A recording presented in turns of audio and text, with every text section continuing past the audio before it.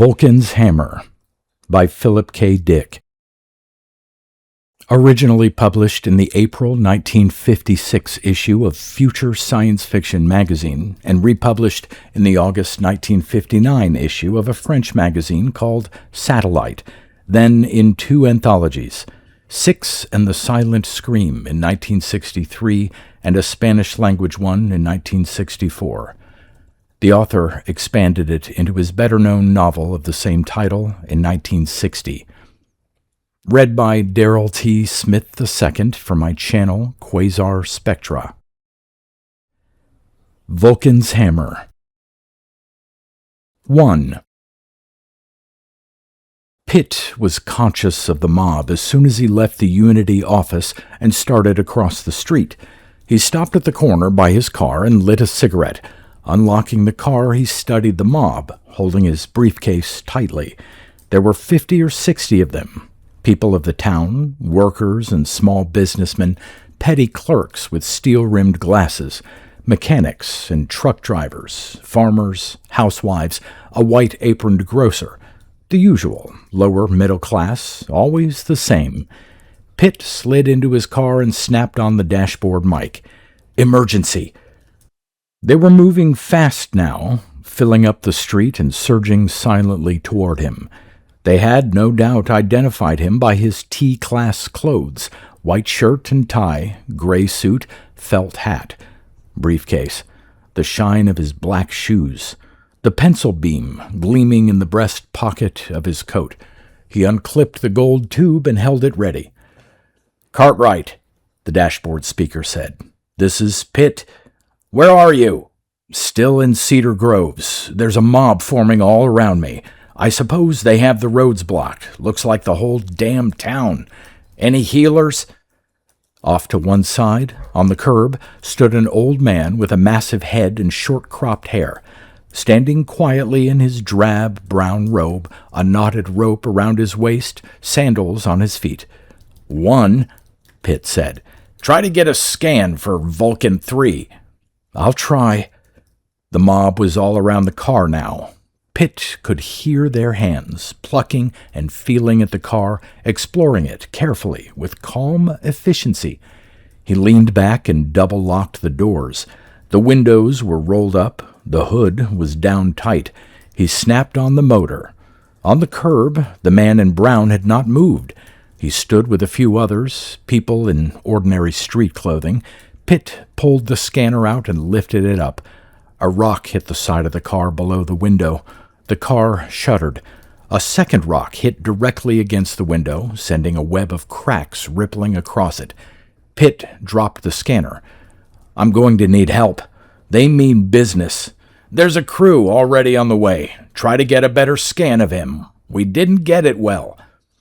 Pitt grinned bleakly. One of the back windows had cracked. Hands groped blindly into the car. "I've got to get out of here, Cartwright. Don't get panicky. Keep the old brain down." Pitt released the brake. The car moved forward a few feet and stopped dead. The motor died into silence. Cold fear slid through Pitt's stomach. He fingered his pencil beam nervously. 4 or 5 men were astride the hood, cutting off his view. Others were on the cabin above his head. A sudden shuddering roar. They were cutting through the roof with a heat drill. "How long?" Pitt muttered thickly. "I'm stalled." "They'll be along any minute." "They'd better hurry." The car shuddered as a whole barrage of rocks hit. The car tipped ominously. They were lifting it up on one side, trying to overturn it.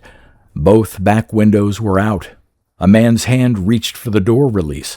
Pitt burned the hand to ash with his pencil beam. The stump hastily withdrew. "I got one. If you could scan some of them for us." More hands appeared. The interior of the car was sweltering. The heat drill was almost through. "I hate to do this." Pitt turned his pencil beam on his briefcase until there was nothing left. Hastily, he dissolved the contents of his pockets. Everything in the glove compartment, his identification papers, and finally he burned his wallet. "Here they come." he said softly as the whole side of the cabin crumpled with a hoarse groan and slid aside under the pressure of the drill. "Try to hang on, Pitt. The crew should be there almost any—" Abruptly, the speaker went dead. Faces mooned up before him. Hard faces, like stone, pushing around him. Growing, pale white mushrooms on all sides. Pitt shoved down a scream. He turned the pencil beam at random, burning faces and hands. The air reeked with acrid fumes. Hands caught him, throwing him back against the seat. His coat-ripped tie pulled off. He screamed. A rock crashed into his face. The pencil fell to the floor. A broken bottle cut across his eyes and mouth. His scream bubbled into choked silence. The bodies scrambled over him. He sank down, lost in the clutching mass of warm-smelling humanity. Off down the highway, the sirens of the police crew shrieked mournfully. William Barris examined the photo carefully. On his desk, his coffee cooled into muddy scum, forgotten among his papers. The Unity building rang and vibrated with the sounds of endless calculators, statistics machines, vid phones, teletypes, electric typewriters, and filing equipment. Clerks and officials moved expertly back and forth in the labyrinth of offices, the countless cells in which T-class men worked. "This face is unusual," Barris murmured. "Look at his eyes, and the heavy ridge over the brows." "Phrenology," Cartwright said indifferently. Barris threw down the photo. "No wonder they get so many followers. With organizers like that?" He handed the photo back to Cartwright. "What's his name?" "Father Fields." Cartwright thumbed through his file. 59 years old. Trade, electrician. Top-grade turret wiring expert. One of the best during the war. Born in Macon, Georgia, 1970. Joined the Healers 2 years ago, at the beginning. One of the founders. Spent 2 months on the Atlanta Psychological Correction Labs. Escaped. Disappeared. Without treatment. Cartwright returned the photo to the file. "First time we've heard anything about him since then." "Did you know Pitt?" "A little." Cartwright got to his feet. "The call is out for Father Fields. It's been out for months." Too bad the police showed up late. Always a few minutes late." Barris studied Cartwright. "Odd, isn't it?" Cartwright shrugged. "When a whole town's organized against you, it isn't. They blocked the roads, cut wires and cables, jammed the vidphone channels. If you get Father Fields, send him in to me. I want to examine him personally." Cartwright smiled thinly. "Sure, but I doubt if we'll get him." He yawned and moved toward the door. "It's unlikely. He's a slick one." "What do you know about this?" Barris demanded. Cartwright laughed. "Don't ask me, ask Vulcan III. That's what it's for." Barris's eyes flickered. "You know Vulcan III has given no statement in over 15 months. Maybe it doesn't know." Cartwright opened the door to the hall. His police bodyguards swarmed around him. "I can tell you one thing. The Healers are after one thing and one thing only. Everything else is talk. All this stuff about their wanting to destroy society and wreck civilization. What are they really after? They want to smash Vulcan III. They want to strew its parts over the whole countryside. All this today, Pitt's death, the rest, they're trying to reach Vulcan III. Pitt burned his papers? I suppose. We found nothing, no remains of him or any of his equipment." The door closed. Barris clicked on his closed-circuit vid sender. The local Unity monitor appeared. "Give me Unity control at Geneva." He stirred his coffee absently. Father Fields, the heavy face, thick eyebrows, a man who had once wired up electrical circuits in T-class installations. He might have seen him, even employed him, and if not Fields, then others of the movement. Mechanics, plumbers, carpenters, butlers, waiters. any of the drab army of lower-class people who came and went, unnoticed and invisible. The vidphone clicked. Unity Control. This is North American Director Barris. I wish to put through an emergency request to Vulcan III. Any first-order data to offer? Nothing not already filed. Then you'll have to put through your request in the usual way. The Geneva monitor consulted a sheet. The delay period is now 3 days. What's Vulcan III doing? Working out chess openings? I'm sorry, Mr. Barris. The time lag can't be cut, even for director-level personnel. Let me talk to Jason Dill, then. Managing Director Dill is in conference. He can't be disturbed. Barris cut the circuit savagely. The screen died. 3 days. The eternal bureaucracy of the monster organization. Barris sipped some cold coffee and then angrily poured the cup out. The pot refilled it quickly with fresh coffee. Didn't Vulcan III give a damn? Maybe it wasn't concerned with the movement, the worldwide revolution out, as Cartwright said, to smash its metal hide and strew its relays and memory tubes and wiring for the crows to pick over. But it wasn't Vulcan III, of course. It was the organization, the unity system, the endless officials and managers, clerks and experts and statisticians and directors, and Jason Dill. Was Dill deliberately isolating the other directors, cutting them off from Vulcan III? Maybe Vulcan III had responded and the information had been withheld. Barris selected a request form and wrote out his questions slowly, studying each word. The form gave him space for 10 questions. He asked only 2. A. Are the healers of real significance? B. Why don't you respond to their existence? Barris pushed the form into the relay slot and listened as the scanner clicked over its surface. Thousands of miles away, his questions joined the vast tide, flowing in from all over the world, from the Unity offices in every country. 23 directorates, divisions of the planet, each with its director and staff and subdirectorate Unity offices, the worldwide control organization that operated the planet, the vast hierarchy that culminated in the 23 directors, and at the peak, Vulcan III. In 3 days, Barris's turn would come and answers would flow back. His questions, processed by the elaborate bureaucratic structure, would eventually be answered. As with everyone else in T-Class, he submitted all problems of importance to the huge mechanical computer buried somewhere in the subsurface fortress near Switzerland. He had no other choice. All policy-level matters were determined by Vulcan III. That was the law. What does the year 1992 bring to mind? Agnes Parker asked, looking around the classroom brightly.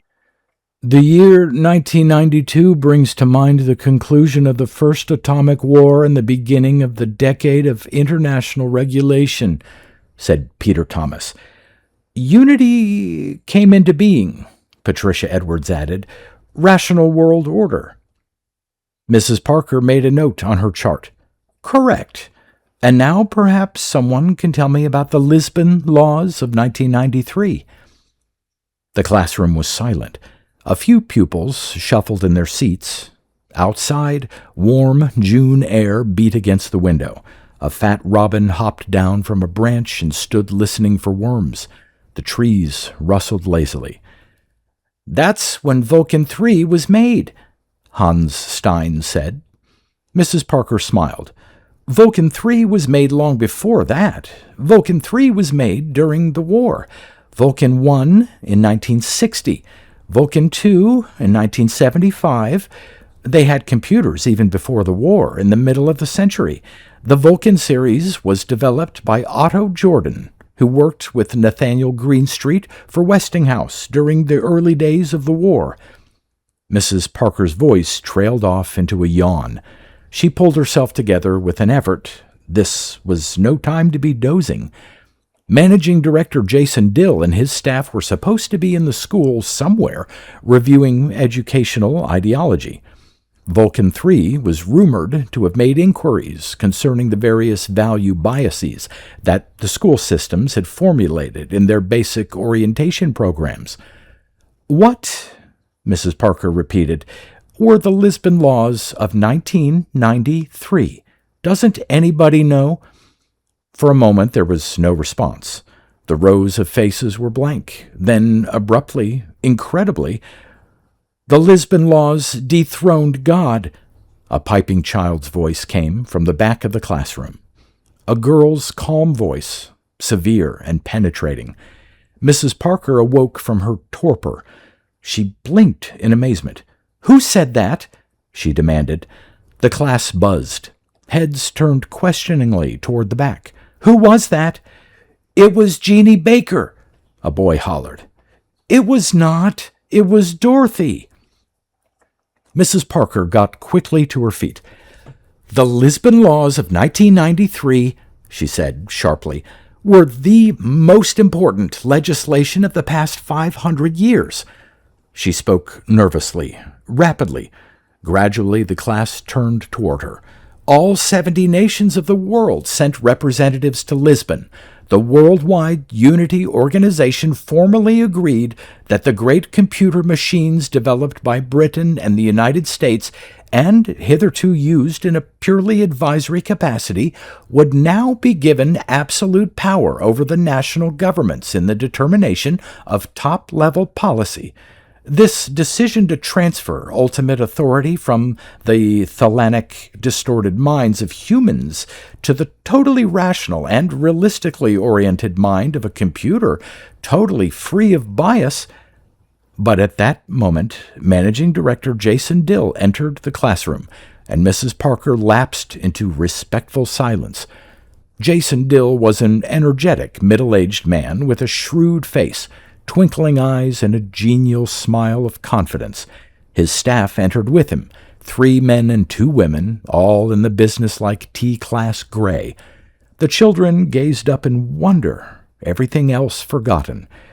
"This is Managing Director Dill," Mrs. Parker said, "the coordinating director of the Unity system." Her voice broke with awe. "Managing Director Dill is responsible only to Vulcan III. No human being except Director Dill is permitted to approach the computer banks."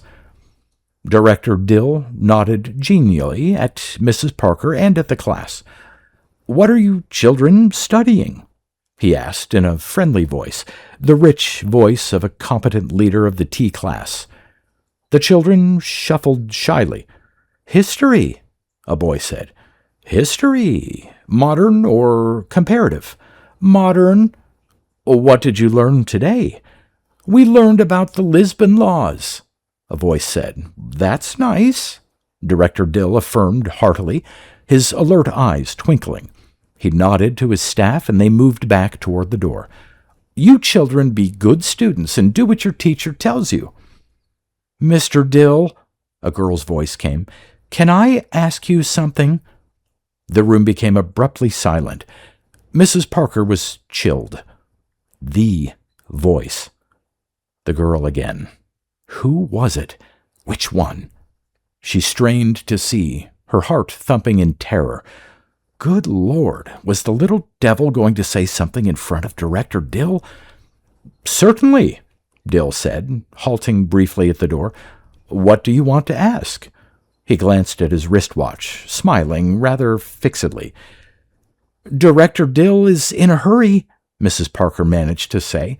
"He has so much to do, so many tasks. I think we'd better let him go, don't you?"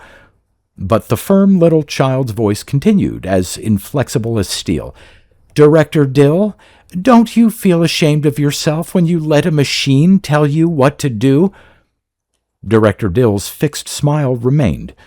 Slowly he turned away from the door, back toward the class. His bright, shrewd eyes roved about the room, seeking to pinpoint the questioner. "Who asked that?" he inquired pleasantly. Silence. Director Dill moved about the room, walking slowly, his hands in his pockets. He rubbed his chin, plucking at it absently. No one moved or spoke. Mrs. Parker and the Unity staff stood frozen in horrified immobility. Even the children were hushed. Something was happening. Something was going on, strange and terrible. A cold wind, alien and ominous, blowing around them from the icy outside. But Director Dill was unshaken. He stopped in front of the blackboard. Experimentally, he raised his hand and moved it in a figure. White lines traced themselves on the dark surface. He made a few thoughtful motions, and the date 1992 traced itself. "The end of the war," he stated. He traced 1993 for the hushed class. "The Lisbon Laws, which you're learning about, the year the combined nations of the world decided to throw in their lot together, to subordinate themselves, their national interests, to a common supranational authority for the good of all mankind." Director Dill moved away from the blackboard, gazing thoughtfully down at the floor. The war had just ended. Most of the planet was in ruins. Something drastic had to be done, because another war would destroy mankind. Some ultimate principle of organization was needed, international control, law which no men or nations could break. Guardians were needed. But who would watch the guardians? How could we be sure this supranational body would be free of the hate and bias, the animal passions that had set man against man throughout the centuries?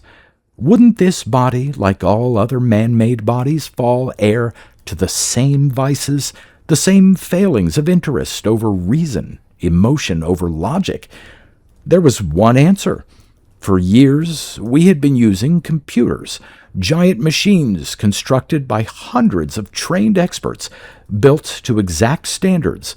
Machines were free of the poisoning bias of self-interest and feeling that gnawed at man, capable of performing the objective calculations that for man would remain only an ideal, never a reality. If nations would be willing to give up their sovereignty, to subordinate their power to the objective, impartial directives of the... Again, the thin child's voice cut through Dill's confident tones. "Mr. Dill, do you really believe that a machine is better than a man? That man can't manage his own world?" Jason Dill's cheeks glowed. He gaped in anger and baffled amazement. His careful speech deflated like a toy balloon. "Who are you?" he demanded hoarsely. "What's your name?" He pointed at the class, down the center, at a small red-haired girl sitting quietly in the back. "You there! What's your name?" The girl gazed calmly back at him, her small hands folded together on her desk. "Marion Fields," she said clearly, "and you haven't answered my question." 2. The Unity Control Building filled virtually the whole business area of Geneva, a great imposing square of white concrete and steel. Its endless rows of windows glittered in the late afternoon sun. Lawns and shrubs surrounded the structure on all sides. Gray-clad men and women hurried up the wide marble steps and through the doors.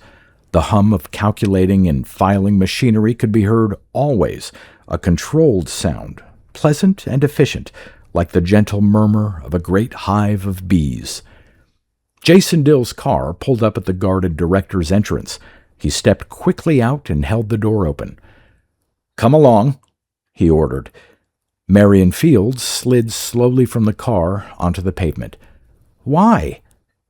Dill led her quickly up the steps and into the great building. The long, echoing hall stretched out ahead of them, lit by recessed lights. Distant figures, tiny human shapes, scampered back and forth from one office to another. "This way," Dill said, turning down a side passage. He entered his office, guiding the girl ahead of him. "I want to go home," Marion Fields muttered. Dill crossed to his massive desk and glanced at the heap of reports. Sit down." He seated himself behind the desk, folded his hands, and studied the girl intently. "What do you want?" Marion demanded. "How old are you?" "9. Who told you to say that about unity? Who taught you?" "Nobody taught me." By Dill's hand, the vid tape hummed as it recorded the girl's image and words.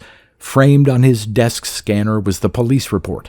Marion Fields was a ward of the government since the arrest of her father and his commission to a psych correction home in the United States. A checkmark indicated he had escaped and not yet been recovered. "What was your father arrested for?" Dill demanded. The girl's lips clamped sullenly together. "I don't know." "The healers. What's your father's relation to them?" "I don't know." Dill leaned back in his chair.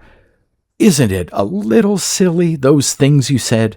Overthrowing God? Somebody has told you we were better off in the old days, before unity, when we had national states and war every 20 years. He considered. "How did the healers get their name?" "I don't know." "Didn't your father tell you?" "No." "I can tell you. They're taking advantage of the superstitions of the masses. The masses are ignorant, you see. There is a mass mind we're dealing with here, not like yours or mine. You understand? They can't think, not the way we do. They believe in crazy things. Magic, gods and miracles, healing, the touch. This group is playing on basic emotional hysterias familiar to all our sociologists, manipulating the masses like sheep, using them to gain power. The masses have a desire for religious certainty, the comforting balm of faith. You understand what I'm saying?" Marion nodded faintly. "They don't live by reason. They can't. They haven't the courage and discipline to live by anything but emotion. They demand the metaphysical absolutes an emotional, non-rational faith offers. Reason involves tentative rather than absolute hypotheses, subject to constant revision and change in the face of new facts. This introduces elements of uncertainty, and the mass mind cannot tolerate any kind of uncertainty. They must have absolutes." "Can I go now?" Marion asked.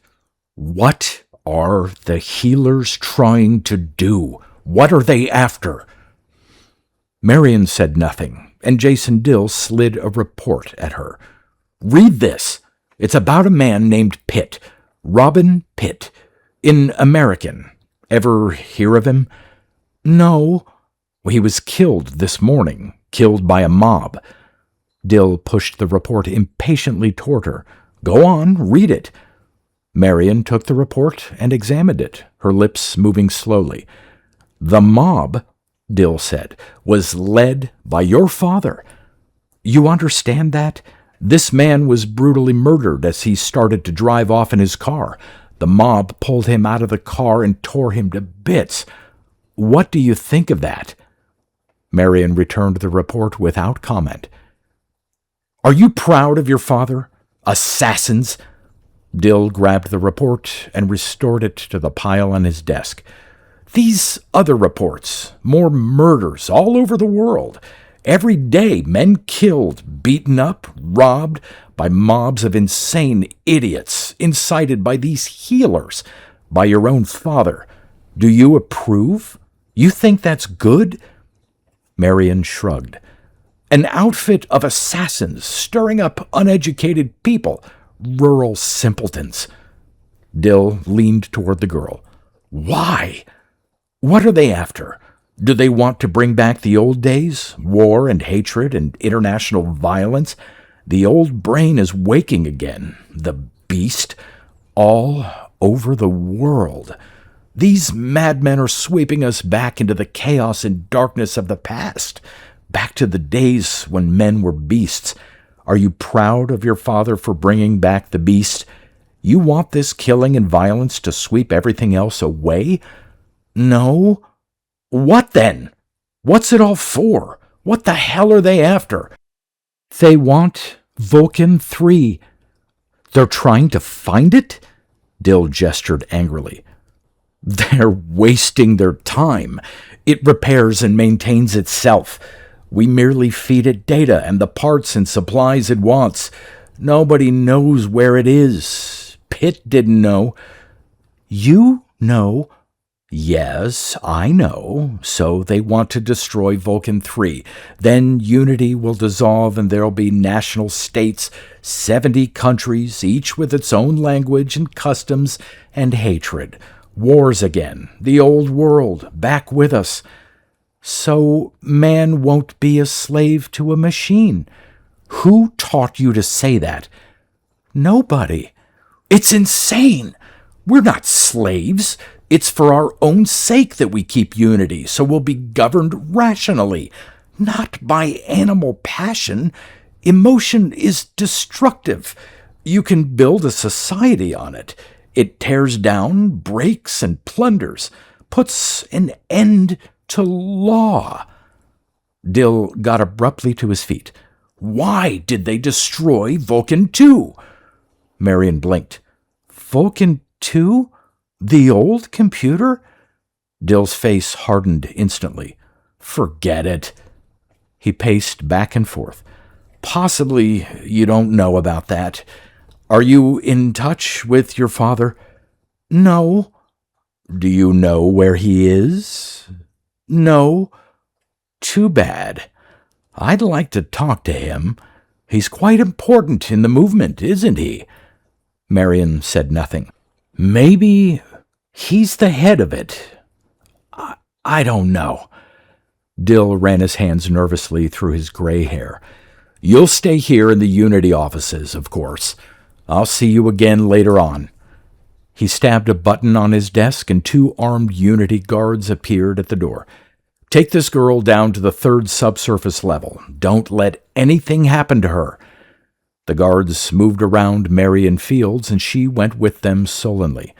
Dill watched them go, standing moodily at his desk until the doors slid back in place. Then he left the Unity control building, hurrying up the ramp to the confined field, past the nests of heavy-duty aerial guns to his own private hangar. A few minutes later, he was heading across the early evening sky toward the underground fortress where the great Vulcan computers were maintained, carefully hidden away from the race of man. He landed and submitted to the elaborate examination at the surface checkpoint, fidgeting impatiently. The tangle of equipment sent him on, and he descended quickly into the depths of the underground fortress. At the 2nd level, he stopped the elevator and got abruptly off. A moment later, he was standing before a sealed support wall, tapping his foot nervously and waiting for the guards to pass him. All right, Mr. Dill. The wall slid back. Dill hurried down a long, deserted corridor, his heels echoing mournfully. The air was clammy and the lights flickered fitfully. He turned to the right and halted, peering into the yellow gloom. There it was, Vulcan II, or what remained of Vulcan II, heaps of twisted debris, fused, wrecked masses of parts, scattered tubes and relays lost in random coils that had once been wiring. A great, dusty ruin, silent and forgotten. It made him feel strange to see this, the remains of the once great computer. Dill could remember the old days, before Vulcan III had been built, the days when Vulcan II had been their pride and joy. There were few in the Unity system who remembered those days. The bright young men had pushed the old ones out of the way, as Vulcan III had pushed Vulcan II aside. This devastated wreck had been their hope once. In the old days, during the war, Vulcan II had been an intricate structure of great delicacy and subtlety, an elaborate instrument consulted by the Unity heads daily. He kicked a shapeless blob of ash with his foot. The change, the incredible change from the thing Vulcan II had been to this, still dazed him. Again, for the millionth time, The question scurried hopelessly through his brain. How had it happened? How had they got in? And why? It didn't make sense. Vulcan II was no longer in use, not since Vulcan III had come into being. If they had entered the fortress, if one of them had penetrated this far, why had they wasted their time here, with Vulcan III situated only 6 levels below? Maybe they had made a mistake. Maybe they had destroyed the smaller computer, this discarded machine, thinking it was Vulcan III. Perhaps it had been an error, and perhaps not. Maybe there was a reason. 15 months ago it had happened. The sudden attack, the horrifying assault in the middle of the night, and then this twisted wreckage. Nothing more. A careful, systematic smashing of everything vital. The whole wiring maze crushed, bludgeoned out of existence. It had happened without warning. Dill had taken a series of questions to Vulcan II that afternoon. Secretly, by himself, he had still consulted the discarded computer when he had questions simple enough for him to consider. He fed the questions. Answers came. He carried off the tapes in his pocket. And then, that night, the blast. Dill tapped his coat. They were still there. The answers Vulcan II had given him. Answers he had puzzled over again and again. He had intended to ask for clarification, but the blast had ended that. Deep in thought, Dill left the room and returned to the elevator. He descended to the lowest level and came out before a complex series of checkpoints. Armed guards waited to pass him into the central chambers where the great computer Vulcan III waited silently to question him. He detoured long enough to examine the DQ forms that had come in. Larson, the leader of the data feed team, showed him the rejects. "Look at these." Larson carefully laid out a handful of forms. "This one here, maybe you better turn it back personally so there won't be any trouble." The form was from the North American director, William Barris. It asked 2 questions. A. Are the healers of real significance? B. Why don't you respond to their existence? Dill scowled. Barris again. One of the eternal bright young men, climbing rapidly up the Unity ladder. Barris, Reynolds, Henderson, making their way confidently, efficiently, toward the position of managing director. Very many DQs like this? No, sir, but there is a general increase in tension. Several directors beside Barris are wondering why Vulcan III gives no pronouncement on the movement. Let me see the rest of the material. Larson passed him the remaining DQ forms. And here's the related matter from the data troughs. Larson passed over a huge sealed container. We've weeded all the oncoming material carefully. You're sure nothing connected with the healers has reached Vulcan III?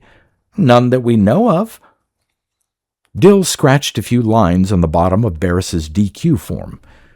Return this to him toward the end of the week. He failed to fill in his identification numbers. I'm returning it to be corrected. Larson frowned. That won't delay the problem much. Barris will immediately return the form correctly prepared. What are you going to do when there are no technical errors to fall back on? Sooner or later, Barris and the others are going to realize someone is deliberately holding their DQ forms back. It's not the directors I'm worried about, Dill said, half to himself. If Vulcan III discovers I've been suppressing certain data and questions, why? Larson demanded. Why the hell are you doing this? What's the purpose of holding information back from him? That's my concern. Dill's face hardened dangerously. Do as you're told and don't ask questions. My team is taking enormous risks. The ultimate blame is apt to fall on us. We're working under your orders without knowing what this is all for. Sometimes you have to work without understanding. Dill turned abruptly toward the guarded inner doors. Open up and let me in. I'm late as it is. Larson shrugged. All right, Director. He touched a stud, and the doors slid back. Dill entered the great chamber, and the doors filled in behind him, and he was alone with Vulcan III. The huge calculator rose in front of him, the immense mass of parts and indicators. Vulcan III was aware of him. Across the vast impersonal face of metal, an acknowledgement gleamed, a ribbon of fluid letters that appeared briefly and then vanished. Is the educational bias survey complete? Almost, Dill said. A few more days. I need it at once. It'll be along as soon as the feed teams can turn it into data form. Vulcan III was, well, the only word was agitated. Power lines glowed red, the origin of the series name. The rumbling and dull flashes of red had reminded Nathaniel Greenstreet of the ancient god's forge, the lame god who had forged the thunderbolts for Zeus in an age long past. There is some element misfunctioning, a significant shift in the orientation of certain social classes which cannot be explained in terms of data already available to me. A realignment of the social pyramid is forming in response to historic dynamic factors unfamiliar to me. I must know more if I am to deal with this. A faint tendril of alarm moved through Dill. Did Vulcan III suspect? All data is made available to you as soon as possible. A decided bifurcation of society seems in the making. Be certain your report on educational bias is complete. I will need all the relevant facts. After a pause, Vulcan III added, I sense a rapidly approaching crisis. What kind of crisis? Dill demanded, nervously. Ideological. A new orientation appears to be on the verge of verbalization. A gestalt derived from the experience of the lowest classes, reflecting their dissatisfaction. Dissatisfaction? With what? Essentially, the masses reject the concept of stability. In the main, those without sufficient property to be firmly rooted are more concerned with gain than with security. To them, society is an adventure, a structure in which they hope to rise to a superior power position. A rationally controlled, stable society such as ours defeats their desires. In a rapidly altering, unstable society, the lowest classes would stand a good chance to seize power. Basically, the lowest classes are adventurers conceiving life as a gamble, a game, rather than a task, with social power as the stakes. Interesting, Dill murmured uneasily. The dissatisfaction of the masses is not based on economic deprivation, but on a sense of ineffectuality. Not an increased standard of living, but more social power is their fundamental goal. Because of their emotional orientation, they arise and act when a powerful leader figure can coordinate them into a functioning unit rather than a chaotic mass of unformed elements. Dill was silent. It was evident that Vulcan III had sifted the information available and had come up with uncomfortably close inferences. Even without direct data concerning the healers, Vulcan III was able to deduce from general historic principles the social conflicts developing. Sweat came out on Dill's forehead. He was dealing with a powerful mind, greater than any one man's or any group of men. "I'll put a rush on the educational survey," he murmured. "Anything else you want?" The statistical report on rural linguistics has not come in. Why is that? It was under the personal supervision of Sub-Director Robin Pitt. Dill cursed silently. Good God. Vulcan III had its maintenance grapple on everything. "Pitt was injured," Dill said aloud, his mind racing desperately. "His car overturned on a mountain road in Colorado." Have his report completed by someone else. I need it. Is his injury serious? Dill hesitated. "As a matter of fact, they don't think he'll live. They say—" Why have so many T-class persons been killed in the last year? I want more information on this. According to my statistics, only 1/5 that number should have died of natural causes. Some vital factor is missing. I must have more data.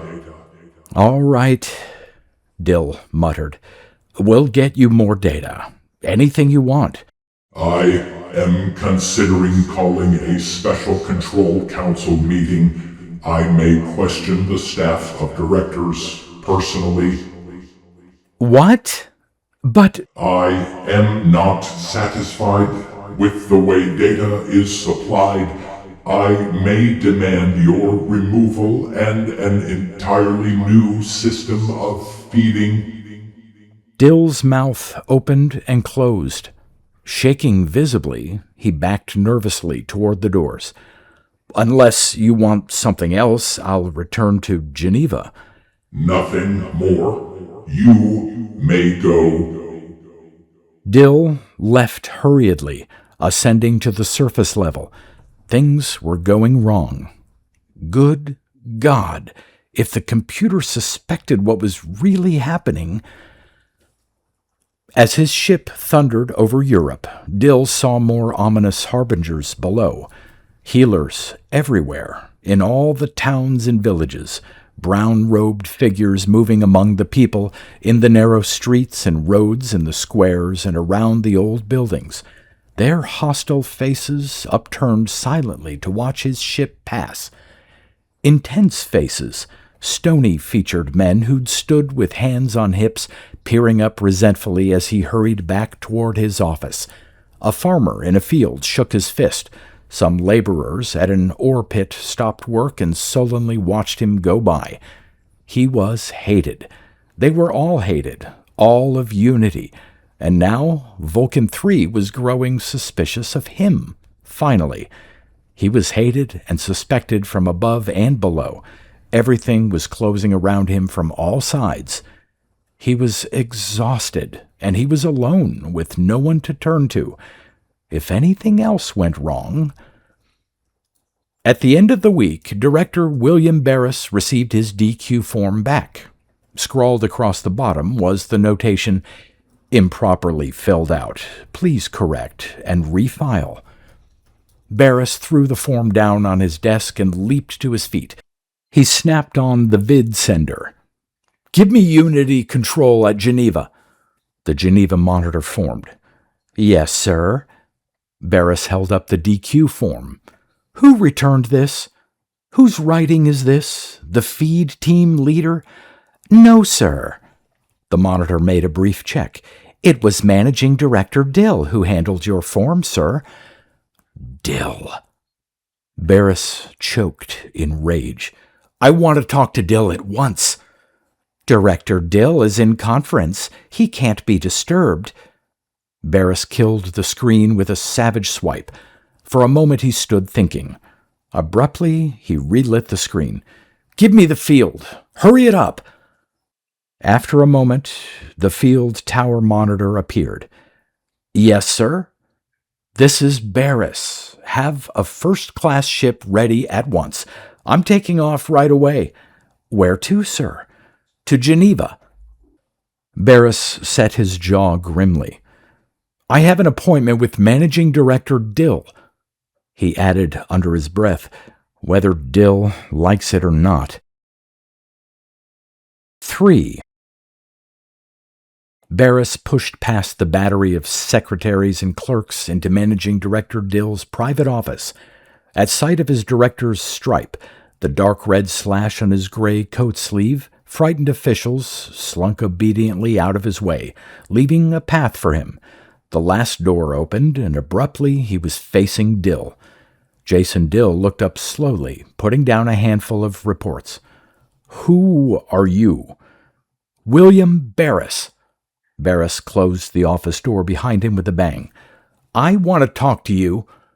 Dill's eyes narrowed. "File a regular appointment slip. You know better than to—" Barris cut him off. "Why did you turn back my DQ form? Are you withholding information from Vulcan III? Silence. The color left Dill's face. "Your form wasn't properly filled out. According to Section 6, Article 10 of the Unity, you're rerouting material away from Vulcan III. That's why it hasn't stated a policy on them." Barris loomed up ominously in front of Dill's desk. "Why? It doesn't make sense. You know the penalty for this. Treason. Keeping back information, deliberately falsifying the data troughs. I could have you arrested." He leaned toward Dill. "Are you trying to isolate Vulcan III? Are you—" He broke off. He was looking down the barrel of a pencil beam. Dill's middle-aged features twitched bleakly. His eyes gleamed desperately as he clutched the slender tube. "Now shut up, Barris," he croaked. "Sit down and listen." Barris sat down watchfully. The older man swallowed noisily, gasping for air like a fish. His face was gray. Perspiration stood out on his wrinkled forehead. "You want to know why I'm withholding data from Vulcan III?" He groped in his inside coat pocket, still holding the beam pointed at Barris. "Look at these." He tossed 2 small packets down onto the desk. Barris picked the packets up and cautiously began to unwrap them. "What are these?" "Tapes. You don't remember them, I suppose. Vulcan II didn't answer on a visual screen. It had to punch out each response." "These are from Vulcan II?" "The last tapes. The last responses." Barris reacted violently. "Vulcan II has been destroyed?" 15 months ago." "How? Why?" "Smashed. The whole wiring systematically wrecked, crushed flat. I don't know why. They must have had some reason. The healers? They may have thought it was Vulcan III." He motioned impatiently. "Read them. Read the tapes." Barris laid the tapes out on the surface of the desk, spreading them flat with his hands. The tapes were faintly yellow, brittle with age. "This movement may be of more significance than first appears. It is evident that the movement is directed against Vulcan III rather than the series of computers as a whole. Until I have had time to consider the greater aspects, I suggest Vulcan III not be informed of the matter." "I asked why," Dill said. "Look at the next tape. Consider the basic difference between Vulcan III and preceding computer. Its decisions are more than strictly factual evaluations of objective data. Essentially, it is creating policy at a value level. Vulcan III deals with teleological problems. The significance of this cannot be immediately inferred. I must consider it at greater length. That was the last tape, Dill said. You never got more from him? That night he was destroyed. Dill took the tapes back and returned them wearily to his coat. So you're holding the information back at Vulcan II's suggestion. You've been doing it 15 months?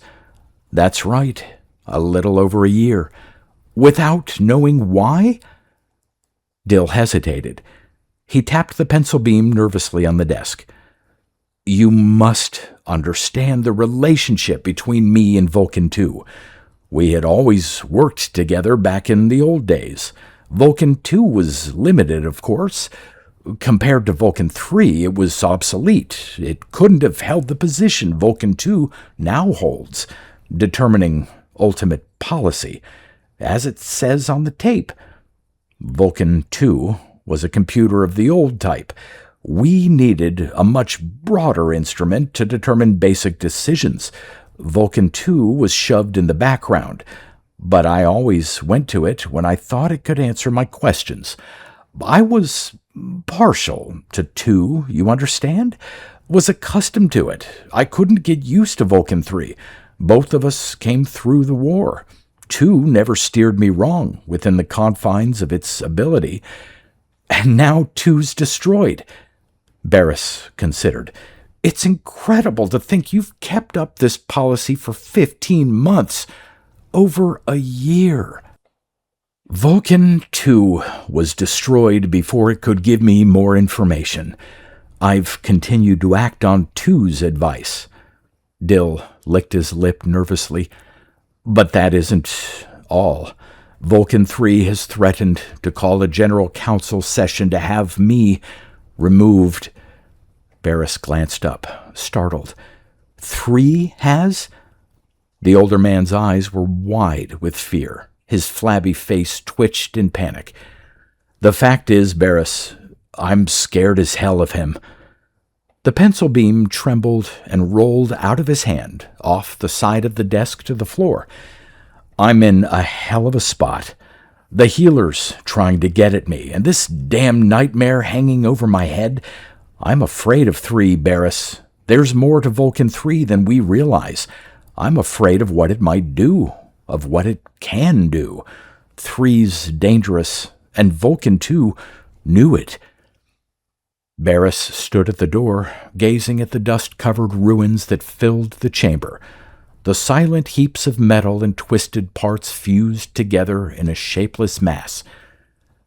Not much left, he said, finally.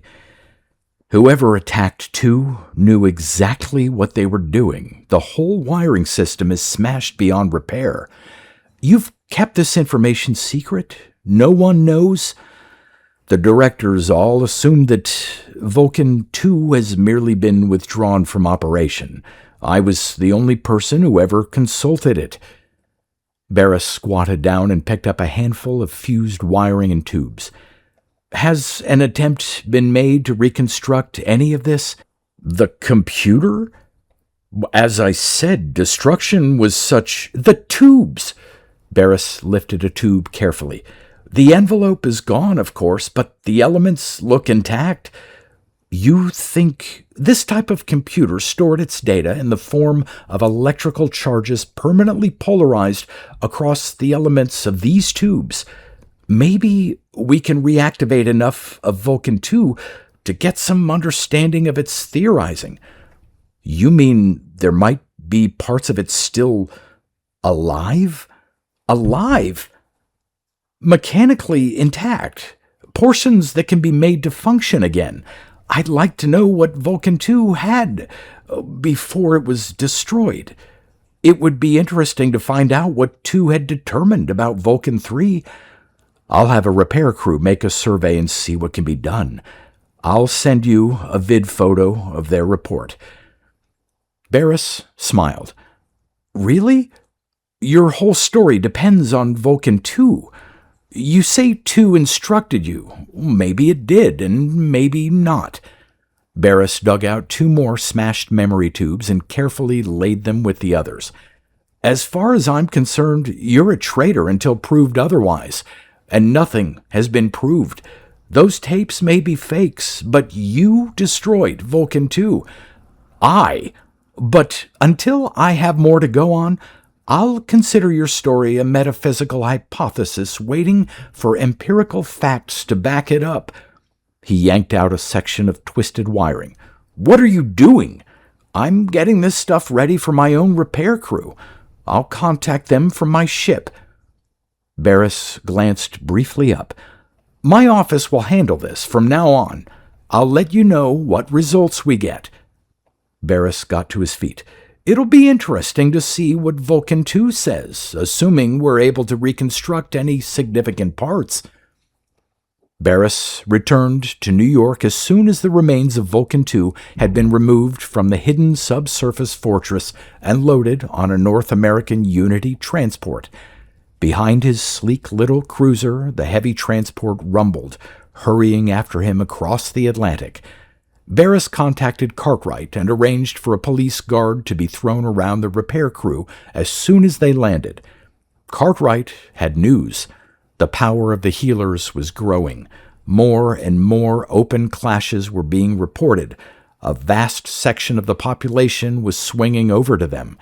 Cartwright had been unable or unwilling to bring in Father Fields.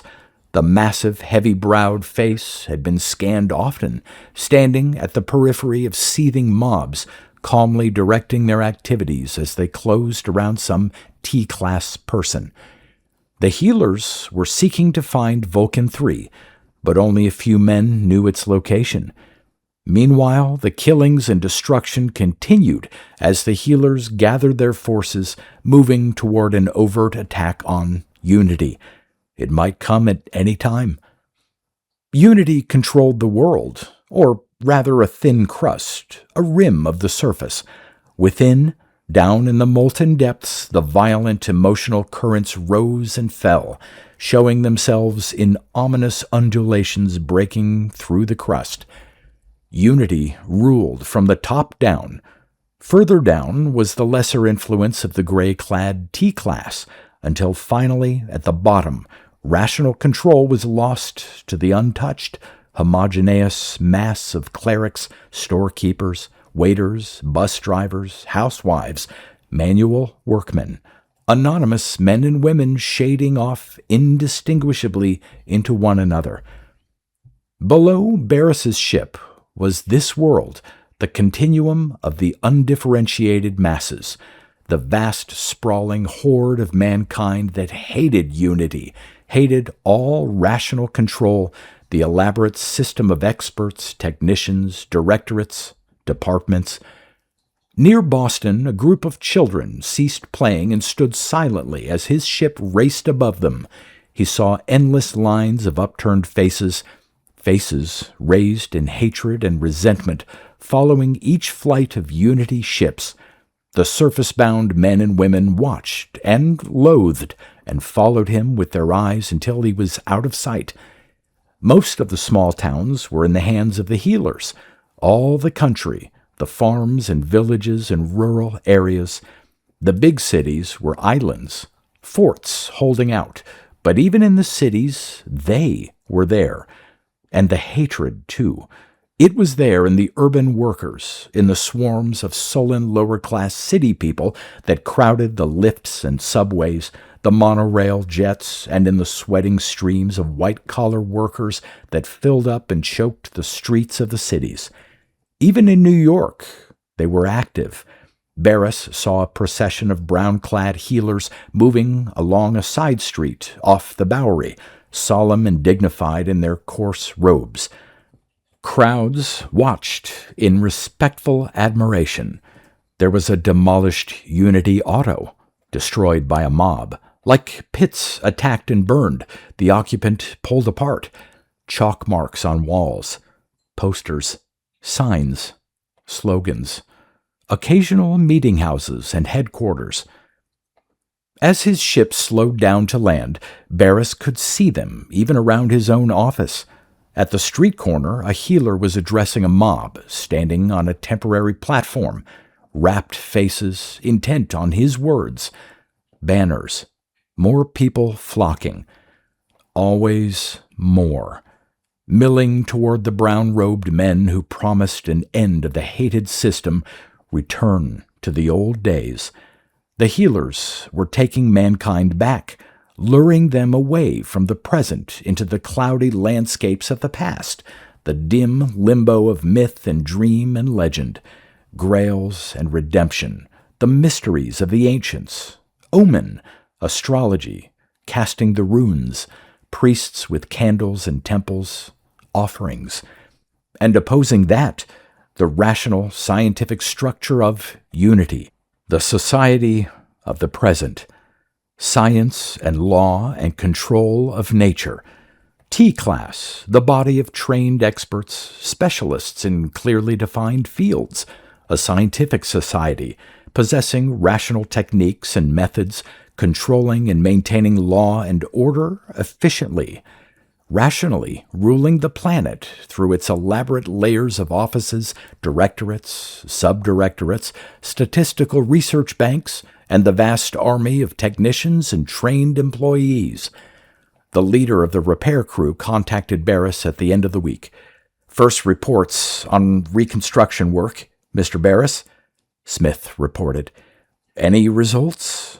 "Not much. Most of the tubes were beyond salvage. Only a fraction of the memory store still exists intact." Barris tensed. "Find anything relevant?" In the vid screen, Smith's face was expressionless. "A few things, I think. If you want to drop over, we'll show you what we've done." Barris crossed New York to the Unity Work Labs. He was checked by the guards and passed through into the inner functioning part of the labs. He found Smith and his repair crew standing around a complex tangle of pulsing machinery. "There it is," Smith said. "Looks different. We've done our best to activate the undamaged elements." Smith indicated an elaborate mass of gleaming wiring, dials, meters, and power leads. "The elements are scanned and the impulses fed into an audio system.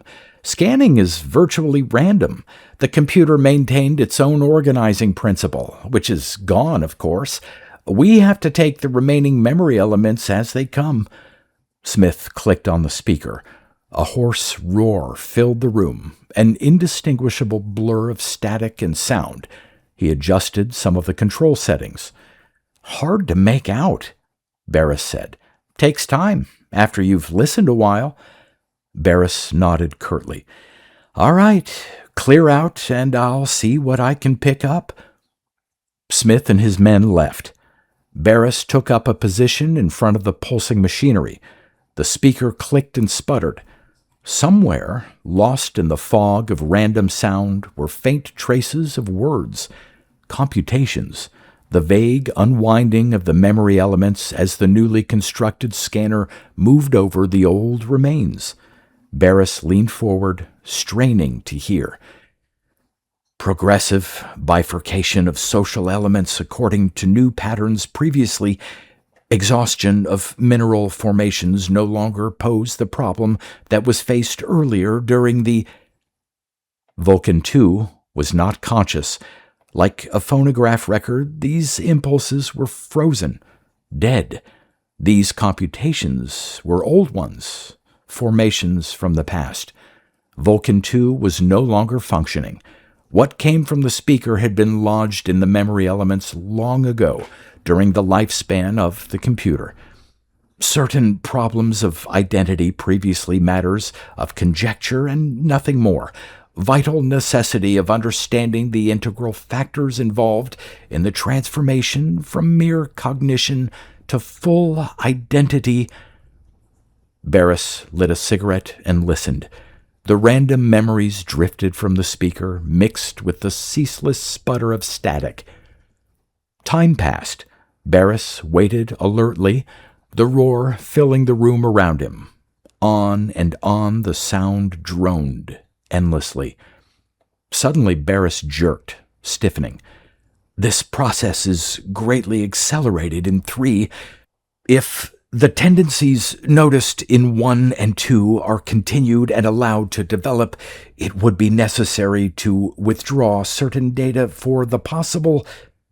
The words faded out. Barris strained to hear, holding his breath. In a moment, the words rushed back. Movement would activate too many subliminal proclivities. Doubtful if 3 is yet aware of this process. Information on the movement at this point would undoubtedly create a critical situation in which 3 might begin to... Barris cursed. The words were gone again. Angrily, he ground out his cigarette and waited impatiently. Dill had been telling the truth then.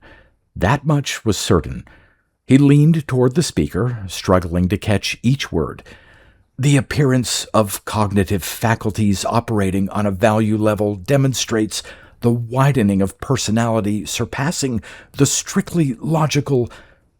3 differs essentially in manipulation of non-rational values of an ultimate kind.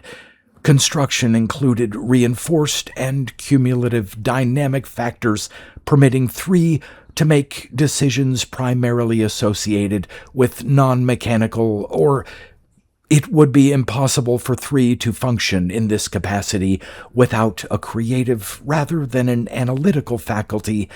Such judgments cannot be rendered on a strictly logical level. The enlarging of 3 into dynamic levels creates an essentially new entity, not explained by previous terms known to... For a moment, the vague words drifted off.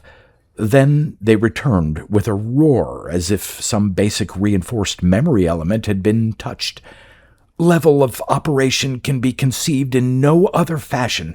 For all intents and purposes, if such is 3's actual construction, then 3 is in essence alive.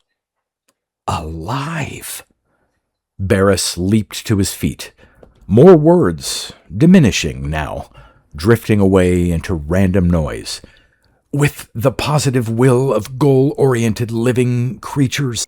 Therefore, 3, like any other living creature, is basically concerned with survival.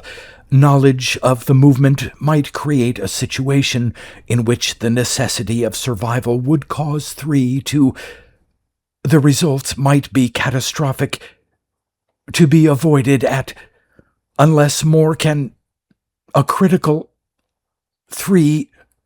If... Silence. Barris hurried out of the room, past Smith and the repair crew. Lock it up. Don't let anybody in. Throw up an armed guard right away.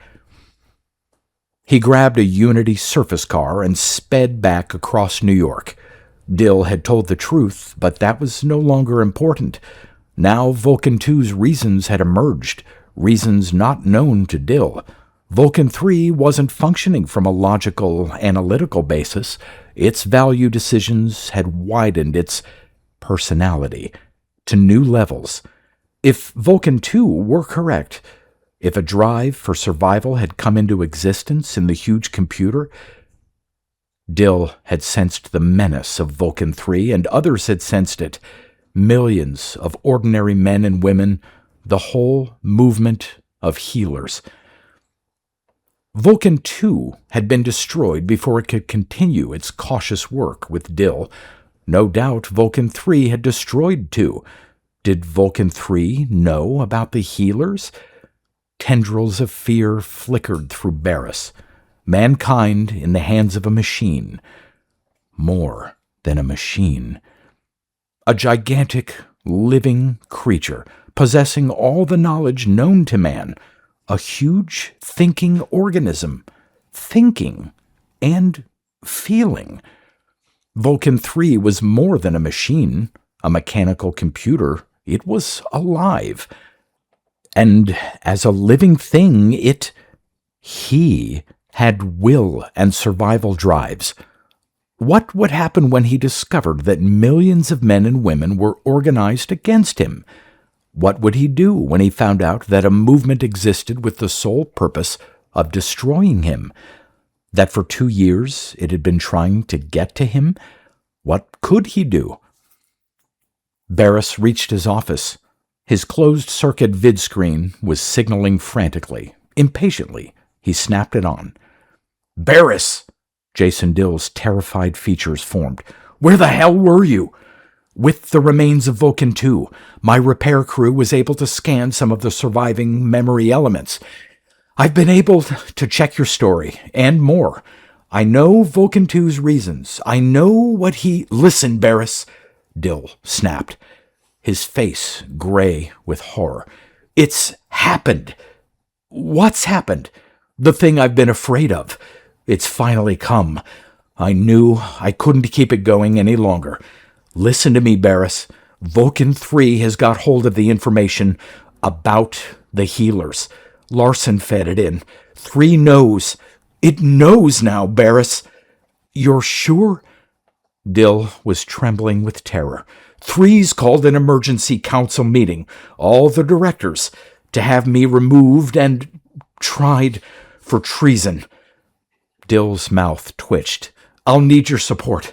Vulcan III is after me, Barris. It knows about me and about the healers.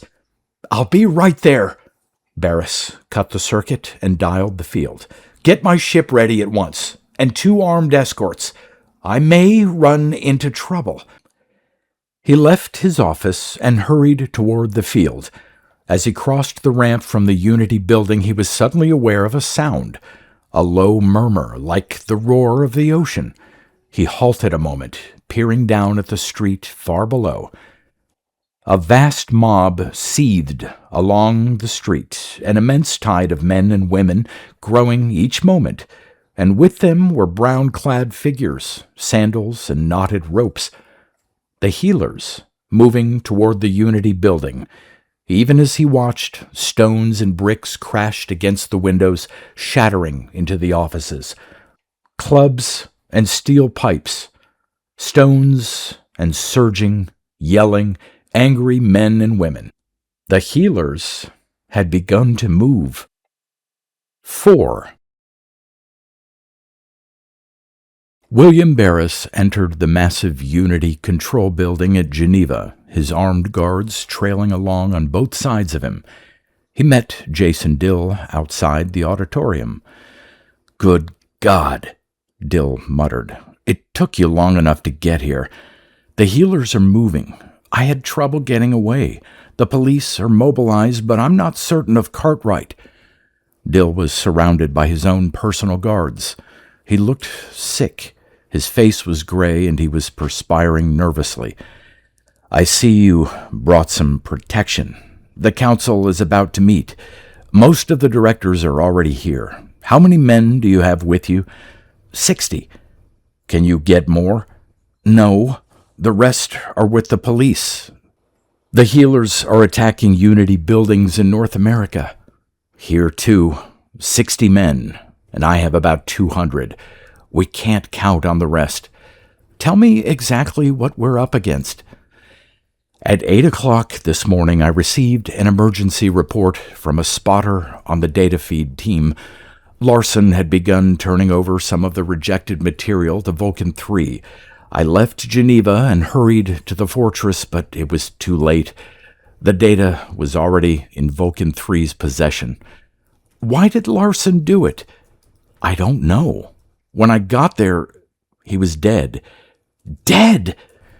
"My spotter report said Larson was terrified. Something had happened."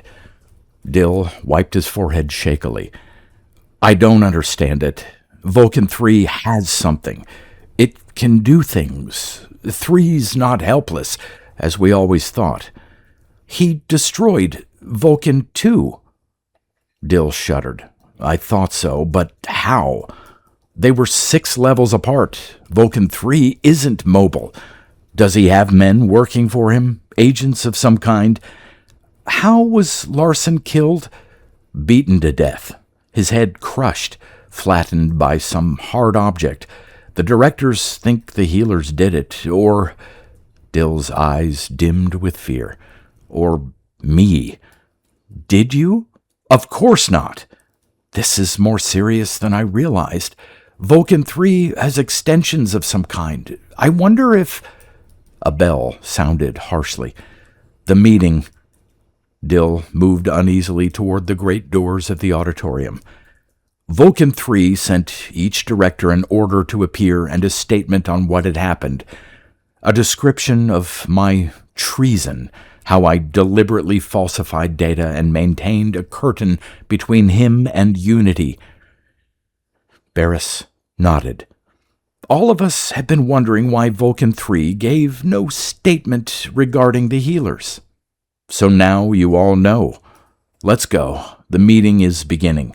Who will speak for Vulcan III? Reynolds of Eastern Europe. Vulcan III picked him as Unity prosecutor against me. Reynolds? I've seen him. Vulcan III supplied him with detailed information. He's acting under direct instruction. Dill clenched and unclenched his fists. I don't have a chance. There's nothing I can do. Reynolds always was ambitious. Does Reynolds know you were acting for Vulcan II? I don't know. Hope flicked across Dill's face. You think maybe I can make a defense on those grounds? I was trying to do my job. Vulcan II told me to hold back all that information. What I learned from Vulcan II makes all this unimportant. There's a lot more at stake than your job. From Vulcan II's remains, I got the outline of his theory. Dill reacted quickly. His theory? Vulcan III is alive, with the will of a living creature, the instinct to survive and grow. He's not a rational computer. Anything living is supra-rational, automatically. He's an immense living organism. I see. We extended him beyond mere rationality into regions that brought an overt living personality into being. Dill looked scared. What do you think he'll do? We're already beginning to see. Barris entered the huge auditorium, his guards clustered around him. Give me your tapes, the tapes from Vulcan II. Dill burrowed hesitantly in his coat. Here they are, but for God's sake, be careful with them. The auditorium was almost filled. All 23 directors were present, each with his staff and personal guards, waiting impatiently for the session to begin. Edward Reynolds stood behind the speaker's desk on the raised platform, his big hands resting on the marble surface, watching the audience intently. Reynolds was a big man, heavy-set, huge shoulders and chest. He wore his gray suit with confidence, towering over other T-class people. He was 32. He had risen rapidly and efficiently. For a moment his cold blue eyes rested on Dill and Barris. The session is about to begin, he stated. Director Barris will take his seat. He pointed at Dill. Come up here, so you can be examined.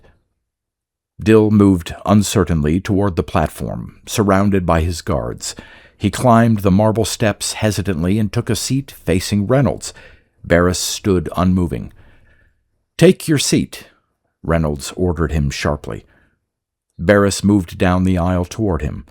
What is the purpose of this session? By what authority are you standing up there? A nervous murmur moved through the auditorium. All eyes were on Barris. The directors were uneasy. Something was happening. Dill had been deposed, accused of treason. The immense Unity structure, the endless bureaus and departments, was shuddering ominously. And outside, massing for a final attack, was the movement of healers. Reynolds picked up a directive lying on the desk in front of him. You've failed to receive your report. Each director was notified by Vulcan III of this session's purpose. Barris halted in front of the platform. I question whether this session is legal. I question your right to give orders to Managing Director Dill. Barris stepped up on the raised platform. This looks like a crude attempt to get rid of Dill and seize power for yourself. The murmur burst into a roar of excitement. Reynolds waited for it to die down. This is a critical time, he said calmly. The revolutionary movement of the healers is attacking us all over the world. Their goal is to reach Vulcan III and destroy the structure of unity. The purpose of this session is to indict Jason Dill as an agent of the healers, a traitor working against unity. Dill deliberately withheld information from Vulcan III. He made III powerless to act against the healers. He rendered III helpless. Reynolds' calm blue eyes roved about the auditorium. Jason Dill has been working for the healers a year and a half. His object was the paralysis of Vulcan III to prevent it from acting. He crippled Vulcan III and allowed the healers to grow unhindered. John Chai of South Asia got to his feet. What do you have to say, Barris? Is this true? Edgar Stone of West Africa joined Chai. Our hands have been tied. We've had to stand helpless, watching the healers grow. Dill has prevented unity from taking action. Alex Henderson of Central America was on his feet. What's your answer, Barris? Is Reynolds right? Barris tossed the tape packets to him. Look at these yourself. What are they? Directors crowded to see. Henderson opened the packets cautiously. Tapes. From Vulcan II. Dill was working according to his instructions. But why? Vulcan III isn't a machine. III's alive. Vulcan III killed Larson, Dill shouted excitedly. He tried to destroy Vulcan II. He'll kill us all, every one of us. The directors were on their feet, pushing and shoving excitedly. Reynolds responded slowly. What are you talking about? Vulcan III is a rational calculator. He's a living organism, Barris stated, with the drives of a living organism, survival drives. Absurd, Reynolds snapped. Dill had nothing to do with the healers. He did what Vulcan II instructed. Vulcan II was doubtful of what would happen if Vulcan III knew about the healers. Reynolds smiled thinly. Dill is in constant touch with the healers. That is a lie, Dill shouted. Reynolds pointed down. On the third subsurface level of this building is Dill's contact with the movement. Contact? Barris was suddenly alarmed. What are you talking about? Reynolds' blue eyes were cold with hostile triumph. The daughter of Father Fields. Dill's contact with the movement. Marion Fields is in this building. Barris moved quickly. He signaled his guards and joined Dill at the edge of the platform. Reynolds must have spies everywhere, Dill muttered, terrified. I brought the girl here to question her. I swear I never... Not Reynolds. Vulcan III. Barris whipped out his pencil beam. We'll have to fight. Is it worth it? Fight? Vulcan III was prepared. There's a whole world at stake, not just you or me. III is taking over, pulling the rug from under us all. Our only chance is to get out of here, fast, and organize. Halt! Reynolds shouted. What are you doing? Put your arms away. You know you're acting illegally. Come on, Barris grated. Let's get moving. All the directors were on their feet. Reynolds was ordering Unity guards frantically, moving them between Barris and the doors. You're both under arrest. Throw down your beams and surrender. You can't defy Unity. John Chai pushed up to Barris.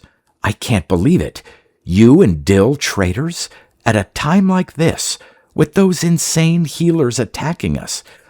Listen to me, Alex Henderson gasped, making his way past Chai. We've got to preserve unity. We've got to do what Vulcan III tells us.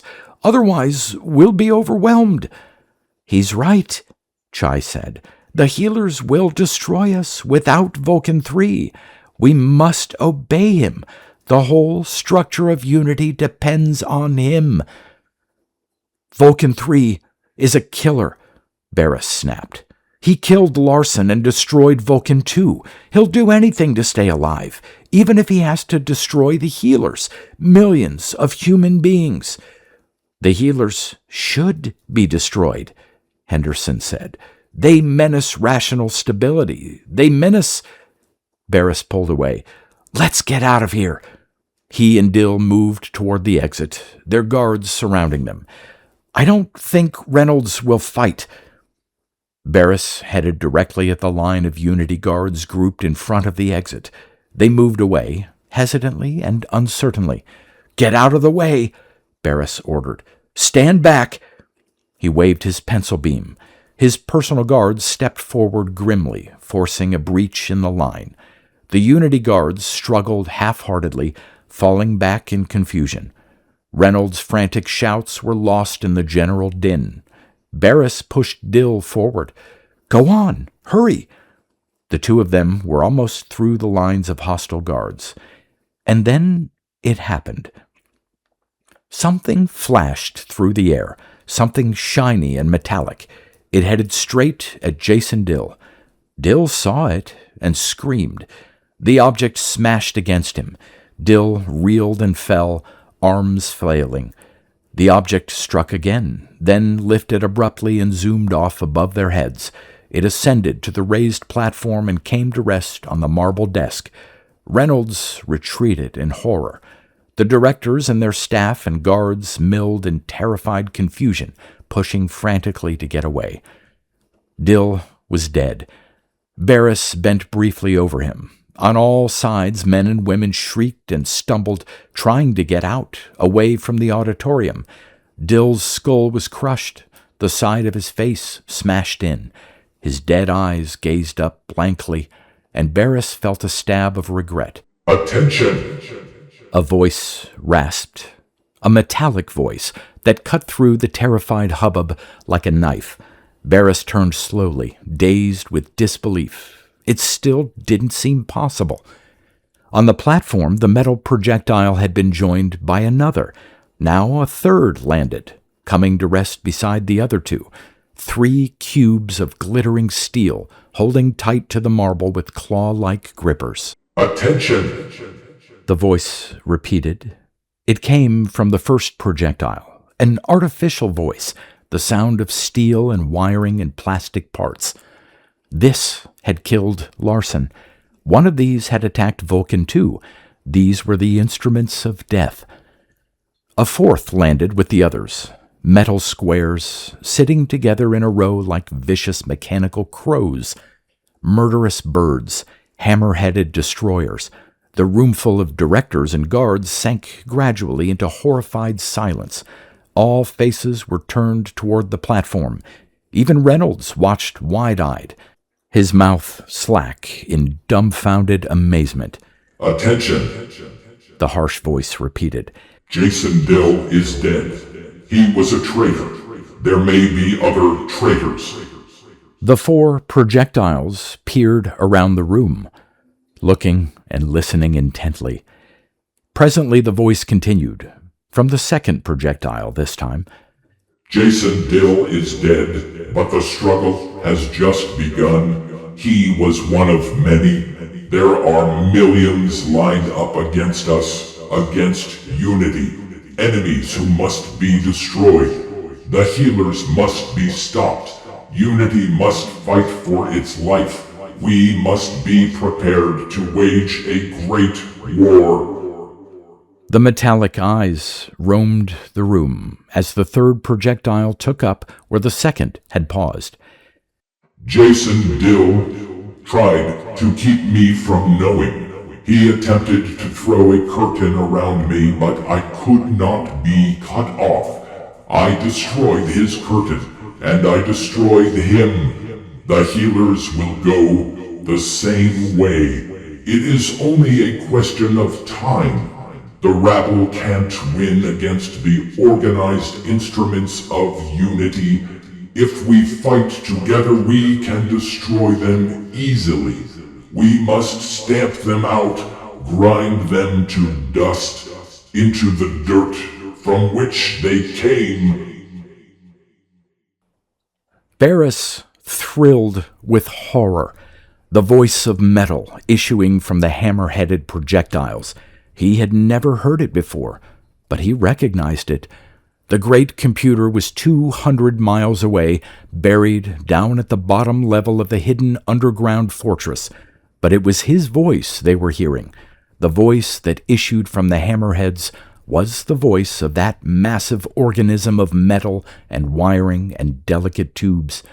The voice of Vulcan III. He took careful aim. Around him, his guards stood frozen, gaping foolishly at the line of metal hammerheads.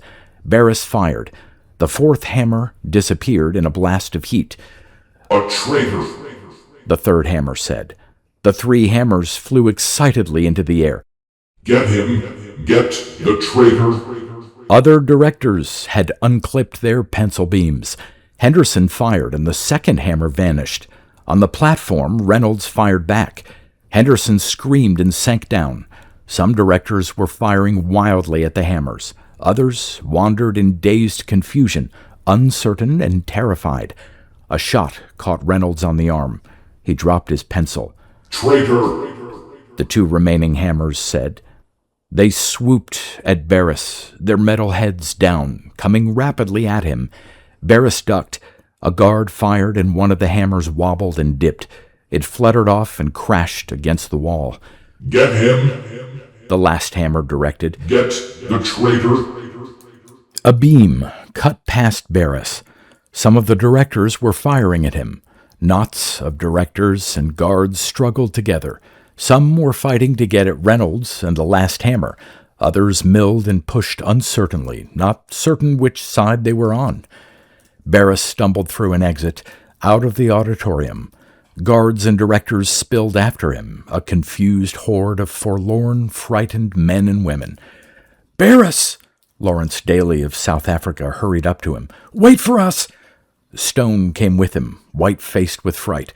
"What do we do? Where'll we go? The hammer came hurtling at him. Stone screamed and went down. The hammer rose again, heading toward Barris. He fired, and the hammer flipped to one side. He fired again. Daly fired. The hammer vanished in a puff of heat. Stone lay moaning. Barris bent over him. He was badly hurt, no chance of saving him. Stone gazed up in dim fear, clutching at Barris's arm. "You can't get away, Barris. You can't go outside. They're out there. The healers. Where'll you go?" His voice trailed off. "Where?" "Good question," Daly said heavily. "He's dead." Barris stood up. Guards and directors were fighting on all sides, a wild, disjointed melee. Reynolds, clutching his arm, slipped along the wall toward the ascent lift. He and a group of directors escaped onto the lift. The lift ascended toward the confined field on the roof. Daly fired into the shaft, but the lift was gone. John Chai grabbed Barris's arm. "Is it true? Is Marion Fields here?" "I don't know." Barris shook his head numbly. His mind raced desperately. If he could get away, back to North America, organize some kind of defense, set up some kind of system, collect a group, and make thorough plans. "It's incredible," Chai was saying. "Vulcan III has gone insane. These metal birds, it's terrible." "They're losing," Daly said. "Reynolds is gone." Dill's guards had gained control of the auditorium. The Unity guards had put up a poor fight, confused and uncertain. Most of the remaining directors were standing quietly, in shocked silence, still too dazed to understand what had happened. "We're in control here," Chai said. "In this one building, at least." "How many directors can we count on?" Barris asked. "Not many. Most of them got away with Reynolds. They probably headed for the fortress. Does Reynolds know where it is?" Barris nodded. "No doubt." Only 4 directors had deliberately remained: Daly, Chai, Lawson of South Europe, and Pegler of East Africa. The others stood uneasily together, collecting their senses. 5 directors, including Barris himself. The rest of the 23 had escaped with Reynolds or been killed or stood in helpless uncertainty. 5 or perhaps 6 directors at the most, against Vulcan III and the whole Unity structure. And outside the building, in the streets, were the healers. "Barris," Chai muttered, "we're not going to join them, are we? The healers?" "We'll have to join one side or the other," Pegler said. "There are just 5 of us, Barris. We'll have to retreat to the fortress and join Reynolds, or—" "We're not retreating to the fortress," Barris said firmly. "Under no circumstances." "Then we'll have to join the healers." Daly fingered his pencil beam. "One or the other. Unity or the healers. Which will it be?" "Neither," Barris said. "We're not joining either side." 5. Barris cleared out the remaining hostile guards and directors. He posted men throughout the building, in each of the departments and offices. Gradually, those who could still be counted on were armed, and those loyal to Vulcan III were dismissed and pushed outside. By evening, the great Unity control building had been organized for defense. Outside on the streets, the mobs surged back and forth. Occasional rocks smashed against the windows. A few frenzied persons tried to rush the doors and were driven back. There were hundreds of them against a few dozen inside, but the few dozen had pencil beams, standard equipment for all T-class personnel. Barris contacted Cartwright. North America had fallen to the healers. Cartwright himself had gone over to them. In turn, Barris checked each of the directorates. Of the 23, more than half were in the hands of the healers. The remaining were loyal to Unity, to Vulcan III. He stood by the window, watching a mob of healers struggling with a flock of hammers. Again and again the hammers dipped, striking and retreating. The mob fought them with stones and pipe. Finally the hammers were driven off. They disappeared into the evening darkness. "I can't understand it," Daly said. "Where did they come from?" "The hammers?" Barris smiled grimly. "Vulcan III made them. They're adaptations of repair instruments. We supplied him with materials, but he did the actual repair work. He must have perceived the possibilities in the situation a long time ago and started turning them out. I wonder how many of them he has." An hour later, more hammers returned. This time they were equipped with pencil beams. The mob scattered in terror, screaming wildly as the hammers bore down on them. Barris turned from the window. "This is serious. Tell the roof gunners to get ready." On the roof, the banks of heavy-duty blasters turned to meet the attack. The hammers had finished with the mob. Now they were approaching the Unity building, fanning out in an arc as they gained altitude for the attack. "Here they come," Chai muttered. "We better get down in the basement shelters." Daly moved nervously toward the descent lift. The guns were starting to open up, dull, muffled roars, hesitant at first, as the gunners operated unfamiliar controls. Most of them were Barris's personal guards. The others had gone with Reynolds and his group to the fortress. A hammer dived for the window. A pencil beam stabbed briefly into the room, disintegrating a narrow path. The hammer swooped off and rose to strike again. A bolt from one of the roof guns caught it. It burst apart. Bits rained down, white-hot, metallic particles. "We're in a bad spot," Daly said. "We're completely surrounded by the healers. Except for this building, the rest of Unity is loyal to Vulcan III. The fortress is already directing operations against the healers throughout the world. I wonder which will win, Pegler said. The healers or Vulcan III? The healers have the greater chance, Daly said. He can't get all of them. There are millions of them. But Unity has the weapons and the organization. The healers will never be able to take the fortress. They don't even know where it is. Vulcan III will be able to construct new weapons in the open, not secretly anymore. Suddenly, Barris moved away toward the lift. Where are you going? Chai demanded.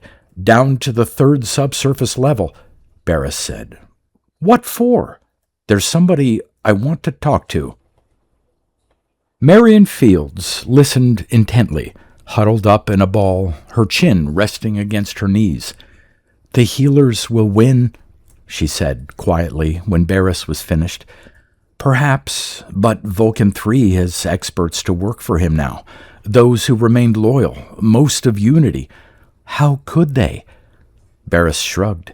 All their lives they've been used to obeying Vulcan III, to being a part of the Unity system. Why should they change their minds now? Their whole lives have been oriented around Unity. It's the only existence they know. But he kills people. Barris smiled faintly. So do the healers. That's different. The people they kill are bad people. Marion considered.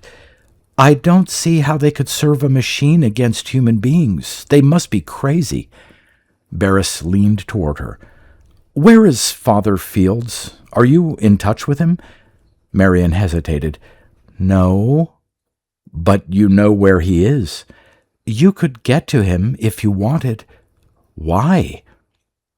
Barris's face was hard. I want to see him.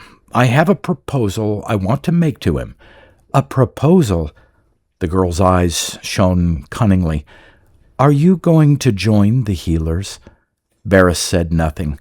He lit a cigarette and smoked, his face expressionless. You'll let me go if I take you to him? Marion asked. I can go free? Of course, there's no reason to keep you here. Mr. Dill kept me here. Mr. Dill is dead. Marion nodded. That's too bad. Are there very many of those awful metal birds? The hammers? Vulcan III is making more of them. The new ones have pencil beams. With the technical help he has, he'll be able to organize full-scale war against the healers. But that means everybody. Millions of people. Everybody but those working with him down in the fortress and the loyal Unity offices still holding out. How many are with him? Barris shrugged. A few hundred. Marion decided. She leaped abruptly to her feet. All right, I'll take you to my father, but you have to come alone. No guards. All right. How will we get there? He's in North America. By cruiser. We have 3 cruisers parked on the roof field. After the attack, we can take off. Will we get past the hammer birds? I hope so, Barris said. As the cruiser sank down over New York, Barris saw for the first time the damage the healers had done. Much of the business part of the city was in ruins. The Unity building had held out a long time before Cartwright had taken it with his armed police. Police had fought Unity guards and hammers dispatched from the fortress, mobs of men against pencil beams and heavy-duty blasters. Now the city was quiet.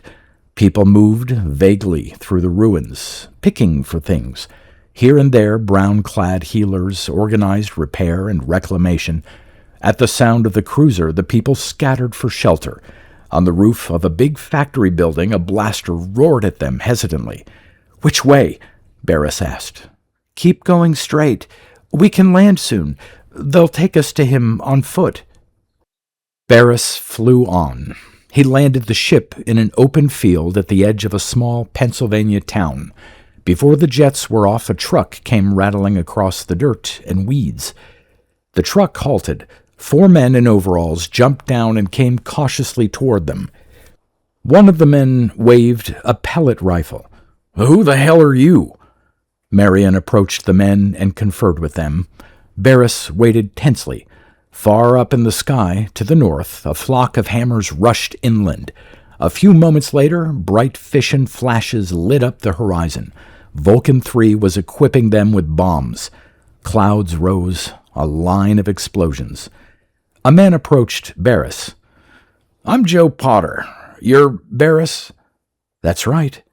"I'll take you to Father Fields. Come along." Barris and Marion got in the truck. They were driven without comment back toward the New York area. A few miles outside the city, Potter halted the truck at a gasoline station. To the right of the station was a roadside cafe, a decrepit, weather-beaten place. A few cars were pulled up in front of it. Some children were playing in the dirt by the steps. A dog was tied up in the yard in the back. "Get out," Potter said. Barris got slowly out. "Where?" "Inside." Potter started up the motor again. Marion hopped out beside Barris. The truck pulled away, made a turn, and disappeared back down the road. "Come on!" Marion scampered up on the porch of the cafe and pulled the door open. Barris followed after her cautiously. In the dingy cafe, an old man was sitting at a table littered with maps and papers. An ancient audio telephone was propped up beside him, next to a mug of coffee. The old man looked up, and Barris saw massive ridged eyebrows and a penetrating glance that chilled him to the bone. "Who are you?" the old man demanded, rising swiftly to his feet. "Daddy!" Marion leaped forward and threw her arms around him. "I'm Director William Barris." He held out his hand, and the old man shook. "You're Father Fields?" "That's right." Father Fields disengaged his daughter gently. He studied Barris. "What are you doing here? I understood you were in Geneva." Barris sat down at the table. I came back here to North America." "Mr. Barris is fighting Vulcan III," Marion piped, holding on tight to her father's arm. "He's on our side." "Is that true?" Father Fields rumbled.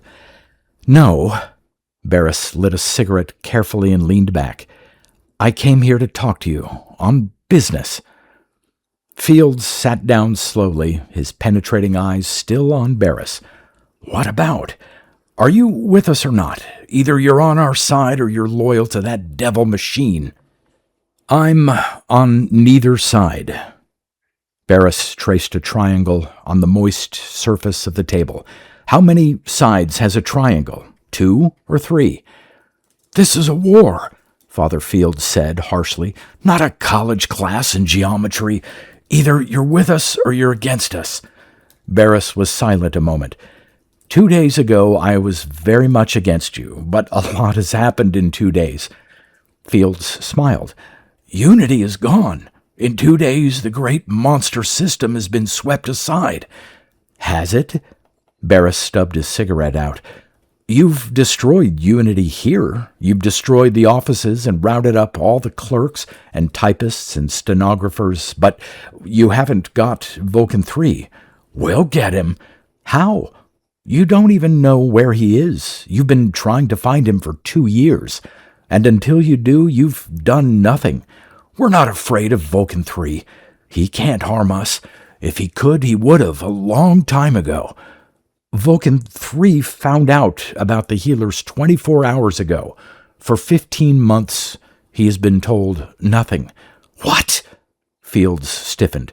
"You mean you've been fighting Unity, but not Vulcan III? You've been fighting executives and managers, the great bureaucracy, and nothing else. No knowledge of the movement has reached Vulcan III in all that time. He's just beginning to fight, just now. The giant is waking up." Father Fields sagged. The color drained from his face, leaving it a sickly white.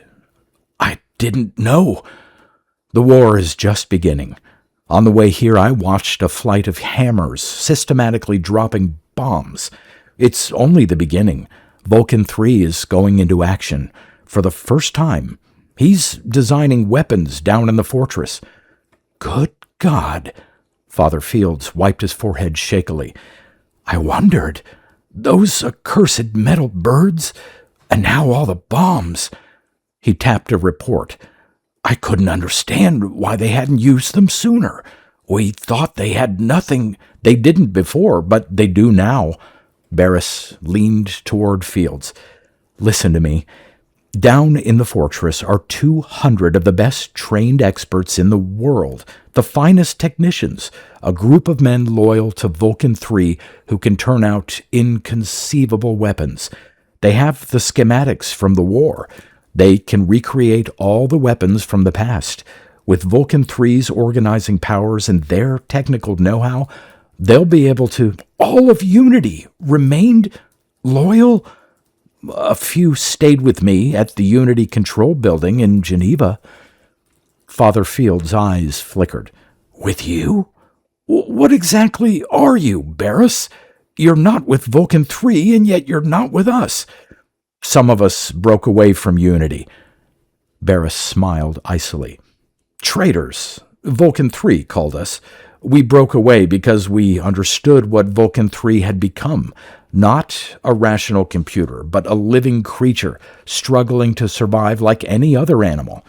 Fields nodded. I know. A living thing. A living god on an immense throne, worshipped by a vast system. I've known for a long time. Barris was dumbfounded. You've known Vulcan III was alive? Of course. Why do you think the movement came into being? Barris considered. Interesting. I thought virtually no one knew. Dill found out only as he died. Dill is dead? Vulcan III killed him. You owe your existence to Dill. He prevented Vulcan III from knowing about you. If Dill had fed the data on your movement to Vulcan III, he would have smashed you months ago. Fields was shaking visibly. And we thought we had beaten Unity. He clenched his fist around the coffee mug and hurled it crashing to the floor. An ugly brown stain oozed thickly out. You could never beat Unity. Not the way you've been operating. It's hopeless to think that a revolutionary movement can overthrow a modern bureaucratic system backed up with modern technocracy and elaborate industrial organization. You can't destroy Unity from outside. You've been lopping off branches, a few leaves here and there, clerks, petty officials, minor functionaries. We've taken almost half of the Unity offices. Barris laughed harshly. That means nothing. Unity must be attacked from within. The main trunk must be severed. You can't reach it from outside. 100 years ago, your revolutionary movement might have worked before the great bureaucratic systems arose. Times have changed. Government is a science operated by experts. Departments operated by trained officials. The attack must strike at the top, at the first echelon. A grassroots revolution of dispossessed masses won't succeed. The main trunk. You mean Vulcan III, of course. Vulcan III is the core of Unity. You can close every Unity office and still achieve nothing. Vulcan III is the unifying principle of the whole system, the center around which Unity functions, and your movement can't touch him. We thought Vulcan III was afraid of us, and all the time he didn't even know. He suspected. Vulcan III is clever. No man can outthink him. Dill tried and paid with his life. He died protecting your movement. Why? He was acting on orders. Orders from Vulcan II, before it was destroyed. Fields sagged. I'm not surprised. I was afraid Vulcan III had managed to get him, finally. Vulcan II had deduced the truth, but it wasn't completely wrecked. I managed to reconstruct portions. It was from the reconstructed portions that I learned the reason for II's instructions to Dill. A strange emotion twisted across Fields' ancient face. You brought Vulcan II back? It's still functioning? Only portions of the memory tubes, random computations here and there. Fields sighed. He settled back in his chair and sat hunched over, his face brooding. I'm beginning to understand. Dill worked under Vulcan II's instructions. He isolated Vulcan III. And now you're attempting to continue. He raised his massive head. All right, Barris. What did you come here for? What do you want? I want to make a deal. As it stands, your movement hasn't got a chance. Vulcan III will regain control in a matter of weeks. Your only hope is to destroy him, to find the fortress. Go on. I know where the fortress is. I've been there with Dill. I can easily find it again and take an assault team there. If we act quickly, we can get to Vulcan III before he designs more elaborate defense shields. What do you want in exchange? Plenty, Barris said grimly. I'll try to outline it as briefly as I can. For a time, Father Fields was silent. You want a lot, he said finally. That's right. It's incredible, you dictating terms to me. How many in your group? 5. 5. Fields shook his head. And there are millions of us all over the world. He pulled a map around and jabbed a horny finger at it. We've taken over in North America, in Central America, in Eastern Europe, in all of Asia and Australia. It seemed only a question of time before we had the rest. We've been winning steadily. Barris pushed the map back. But I know where the fortress is. Vulcan III. Fields let his breath out with a sigh. All right, Barris. I agree to your terms. Barris blinked. Really? That surprises you, doesn't it? You didn't think I'd agree. Barris shrugged. I thought you might fail to see how precarious your position is. I agree, but for reasons you don't know. Maybe later I'll tell you why. Fields examined his pocket watch. All right, it's agreed. What do you want for the attack on the fortress? We don't have many guns. There are weapons back at Geneva. How about transportation? We have 3 high-speed military cruisers. They'll do. Barris wrote rapidly on a piece of paper. A small, concentrated attack by trained men, experts hitting at the vital center. A hard-hitting, efficient team with the right equipment. 100 well-chosen men will do. Everything will depend on the first 10 minutes in the fortress. If we succeed, it'll be right away. There will be no second chance. Fields gazed at the director intently. Barris, you really think we have a chance? Can we really get to Vulcan III?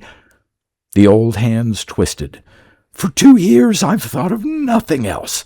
Smashing that satanic mass of parts and tubes. We'll get to him, Barris said. Fields collected the men Barris needed. They were loaded into the cruiser. Barris took off and they headed back toward Geneva. Fields came with him. Halfway across the Atlantic, they passed an immense swarm of hammers, streaking toward helpless, undefended North America. Look at them, Barris said, horrified. The hammers were big, now almost as large as the cruiser. A few minutes later, a new horde appeared, these like slender needles. They ignored the ship and followed the first group over the horizon. New types, Barris said. He's wasting no time. The Unity control building was still in friendly hands. They landed on the roof and hurried down the ramps into the building. The healers had ceased attacking on orders from Fields, but now hammers swarmed constantly in the sky above, diving down and twisting agilely to avoid the roof guns. Half of the main building was in ruins, but the guns fired on, bringing down the hammers when they came too close. It's a losing battle, Daly muttered. We're short on ammunition. Only a question of time. There seem to be an endless number of the damn things. Barris worked rapidly. He supplied his attack force with the best weapons available, supplies stored in the vaults below the control building. From the 5 directors, he selected Pegler and Chai and 100 of the best trained troops. "I'm going along," Fields said. "If the attack fails, I don't want to stay alive. If it succeeds, I want to be on hand to see it." Barris carefully uncrated a manually operated fission bomb. "This is for him." He weighed the bomb grimly in the palm of his hand. "Vulcan III is built of reinforced high-quality Rexoroid. If we expect to destroy his power system, we'll need this. Regular concussion waves won't affect him. He's built to withstand virtually everything." At sunset, Barris loaded the 3 cruisers with the men and equipment. The roof guns sent up a heavy barrage to cover their takeoff. "Here we go," Barris said. His ship roared from the roof field into the darkness, the other 2 close behind. 2 hammers swooped down after them. A burst from a roof gun caught one. The other retreated and gained altitude. "We'll have to shake them," Barris said. "We don't want Vulcan III tipped off." He gave quick orders. The 3 cruisers shot off in different directions, dividing up rapidly. A few hammers tagged them a while and then gave up. "I'm clear," Chai in the 2nd cruiser reported. "Clear," reported Pegler in the 3rd. Barris glanced at the old man sitting beside him. Behind them, the ship was crowded with grim-faced soldiers, loaded down with guns and equipment, squatting nervously in a mass as the ship raced through the darkness. "Here we go," Barris said. He swung the ship in a wide arc. Into the speaker, he ordered, "We'll reform for the attack on the fortress. I'll lead. You 2 come behind." "Are we close?" Fields asked. "Damn close." Barris examined his wristwatch. "We should be over it in a few minutes. Get set." 6. Barris dived. Pegler's ship whipped through the darkness behind him, lashing toward the ground below. Chai's ship shot off to the right and headed directly over the fortress. Hammers rose in vast swarms and moved toward Chai's ship, separating and engulfing it. "Hang on!" Barris gasped. The ground rose. Landing brakes screamed. The ship hit, spinning and crashing among the trees and boulders. "Out!" Barris ordered, pulling himself to his feet and throwing the hatch release. The hatches slid back and the men poured out, dragging their equipment into the cold night darkness. Above them, in the sky, Chai's ship fought with the hammers. It twisted and rolled, firing rapidly. More hammers rose from the fortress, great black clouds that swiftly gained altitude. Pegler's ship was landing. It roared over them and crashed against the side of a hill a few hundred yards from the outer defense wall of the fortress. The heavy guns of the fortress were beginning to open up. A vast fountain of white burst loose, showering rocks and debris on Barris and Fields as they climbed out of their ship. "Hurry!" Barris ordered. "Get the bores going!" The men were assembling 2 gopher bores. The first bore had already whined into action. More shells from the fortress struck around them. The night was lit up with explosions. Barris crouched down. "How are you making out?" he shouted above the roar, his lips close to his helmet speaker. "All right," Pegler's voice came weakly in his earphones. "We're down and getting out the big cannon." "That'll hold off the hammers," Barris said to Fields. He peered up at the sky. "I hope Chai's ship rolled and spun, trying to evade the ring of hammers closing around it. Its jets smoked briefly. A direct hit. The ship wobbled and hesitated. "Drop your men," Barris ordered into his phones. "You're right over the fortress." From Chai's ship showered a cloud of white dots, men in jumpsuits drifting slowly toward the ground below. Hammers screeched around them. The men fired back with pencil beams. The hammers retreated warily. "Chai's men will take care of the direct attack," Barris explained. Meanwhile, the Boers are moving. "Umbrella almost ready," a technician reported. "Good. They're beginning to dive on us. Their screen probes must have spotted us." The fleets of screaming hammers were descending, hurtling toward the ground. Their beams stabbed into the trees and ignited columns of flaming wood and branches. One of Pepler's cannon roared. A group of hammers disappeared, but more took their places. An endless torrent of hammers, rising up from the fortress like black bats. The umbrella flickered purple. Reluctantly, it came on and settled in place. Vaguely, beyond it, Barris could make out the hammers circling in confusion. A group of them entered the umbrella and were silently puffed out. Barris relaxed. "Good. Now we don't have to worry about them. Gophers are halfway along," the leader of the Boer team reported. Two immense holes yawned, echoing and vibrating as the gopher boars crept into the earth. Technicians disappeared after them.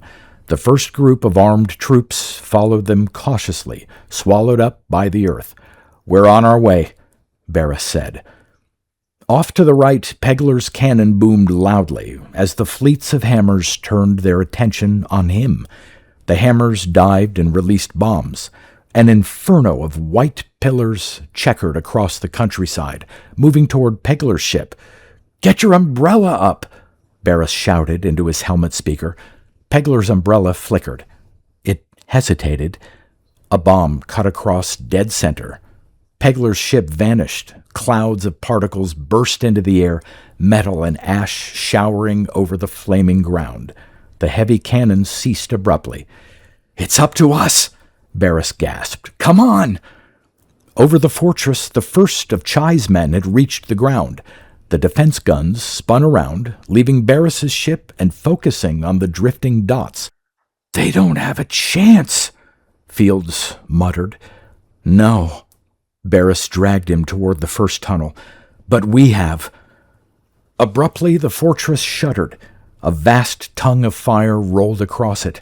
The surface installations fused in a brief instant. A wave of molten metal lapped and sizzled, sealing over the fortress. Barris halted to watch.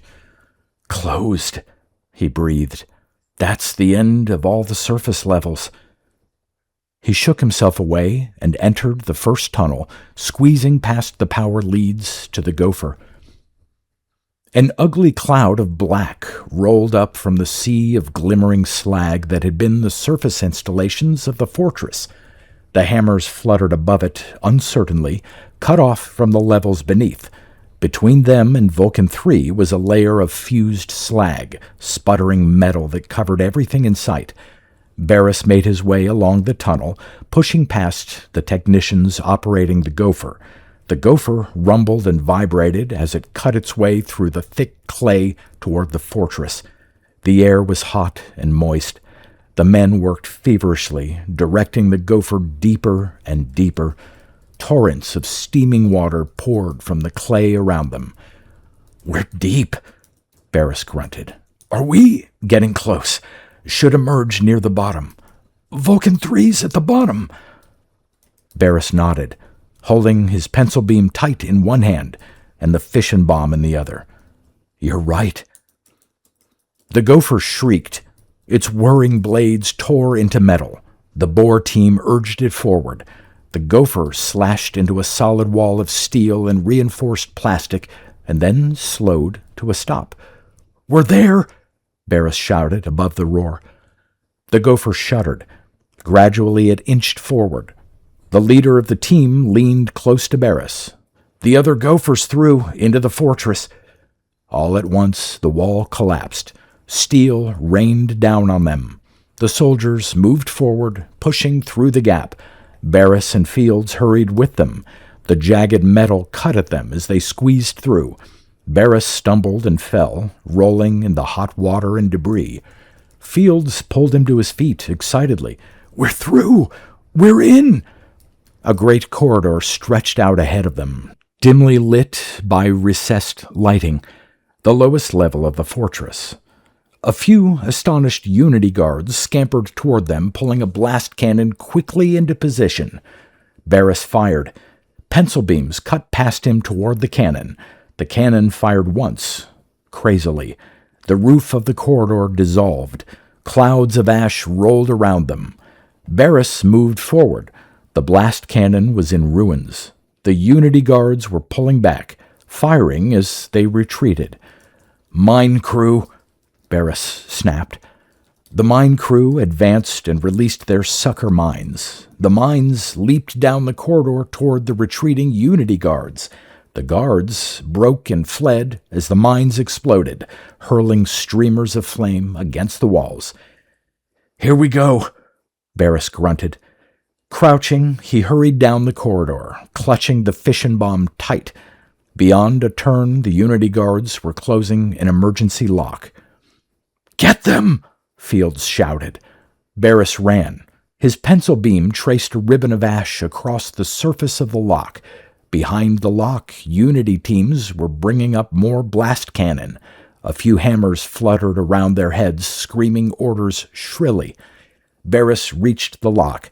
His men swarmed past him, firing into the narrowing breach. Unity guards dissolved. A hammer sailed through the breach, straight at Barris. He caught a vision of glittering metal eyes, clutching claws, and then the hammer winked out, caught by a pencil beam. Fields squatted down by the hinge rim of the lock. His expert fingers traced across the impulse leads. A sudden flash. The lock trembled and sagged. Barris threw himself against it. The lock gave. Gradually it slid back, widening the gap. "Get in!" Barris snarled. His men poured through, crashing against the barricade hastily erected by the Unity guards. Hammers dived on them frantically, smashing at their heads. Barris pushed past. A series of corridors twisted off in different directions. He hesitated. "This way!" Fields shouted, hurrying past him. Barris blinked, then followed him. A Unity guard rose up in front of him. Barris blasted him and raced on behind Fields. Behind them, the shouts and roar of grinding metal receded to an echo. "Along here!" Fields gasped. They turned onto a side corridor. A group of Unity officials scattered, clerks and executives, gray-clad men and women fleeing in panic. Endless office doors, equipment, machines, files, flashing by as they ran. "Here!" Fields turned to the right. A huge warning sign covered the ceiling of the corridor.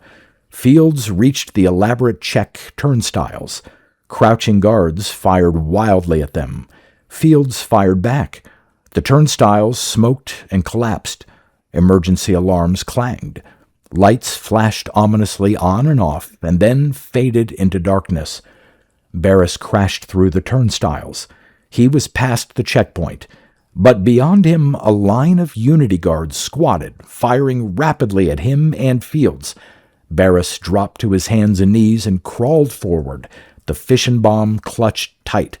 Fields fired at the guards. Blasts of heat cut over them, eating into the walls of the corridor.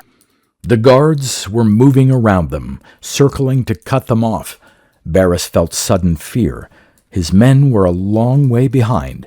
The guards were maneuvering expertly, dividing into two groups. A beam cut close by his head. He pulled down and huddled next to Fields. "Bad spot," Fields grunted. "Damn right it's bad." Barris fired quickly as a guard scurried toward them. The guard puffed out. At their rear, there was a sudden sound. Barris turned and froze. Stood there in chilled horror. A heavy-duty blast cannon was rolling into position behind them, its gleaming snout pointed directly at them. A brief glimpse, the cannon, 4 Unity guards lowering the muzzle into firing position. Then Fields acted. He grabbed the fission bomb from Barris and yanked the pin loose. "Fields!" Barris shouted, clutching at him frantically. "For God's sake, we need it to—" A roar of white light. Barris was thrown violently against the wall. Dazed, he skidded down the corridor, swept by a monstrous hot wind that licked all around him. Debris and flaming rubbish blew with him, down the corridor and against two automatic brake doors. Obediently, the ponderous doors rolled aside. A vast chamber yawned abruptly ahead. The wind subsided, dissipating into the chamber. Barris fought off numbing darkness that plucked at his mind. He reeled clumsily to his knees. "Fields, you damn fool!" He pulled himself frantically to his feet, swaying and half falling. His head rang. His clothing was burned and singed. A few feet off, Fields was struggling up, groaning with pain. The heavy-duty blast cannon was gone. Smoking debris was littered everywhere. The walls of the corridor behind them glowed white with the heat of the blast. He and Fields were alone. The remains of the Unity guards and their equipment were strewn along the buckling corridor. Before them, filling the great chamber, rose an immense cube. Through his agony, Barris felt a momentary flicker of awe. The great square, buzzing and glowing red, its vast interior churning as a multitude of complex relays and tubes functioned in frantic activity. Vulcan III, the great computer. Barris clenched his empty fists futilely. The fission bomb was gone, wasted, and behind them, echoing and ringing down the corridor, came more teams of Unity guards, dragging blast cannon and hurrying into attack position. Guards and flocks of furious hammers. "Damn you!" Barris shouted at the vast gleaming cube that rose impassively before him. "All this way and—" "Shut up!" Fields grated. "Give me a hand!" He ripped a handful of wiring loose from a data trough relay turret. "Quick!" Barris gaped. "What? Hurry, while there's time!" A hammer swooped above them, and the voice said, "Traitors! Murderers!" More hammers fluttered into the chamber and circled down on them. Barris fired at them wildly. "For God's sake, Fields, we're licked! Without the bomb, there's nothing we can do!" More and more hammers flocked around them. Barris fired desperately, crouching down against the wall. 2 hammers dissolved in ash. He peered around. Fields had moved away. He was crawling across the chamber toward the towering wall of dials and metal. "Fields!" Barris shouted. "What are you doing?" A hammer dived at Fields. "Stop! Stop at once!" Barris burned the hammer to ash. The others left him abruptly and headed after Fields, screeching and screaming, diving at him in insane frenzy.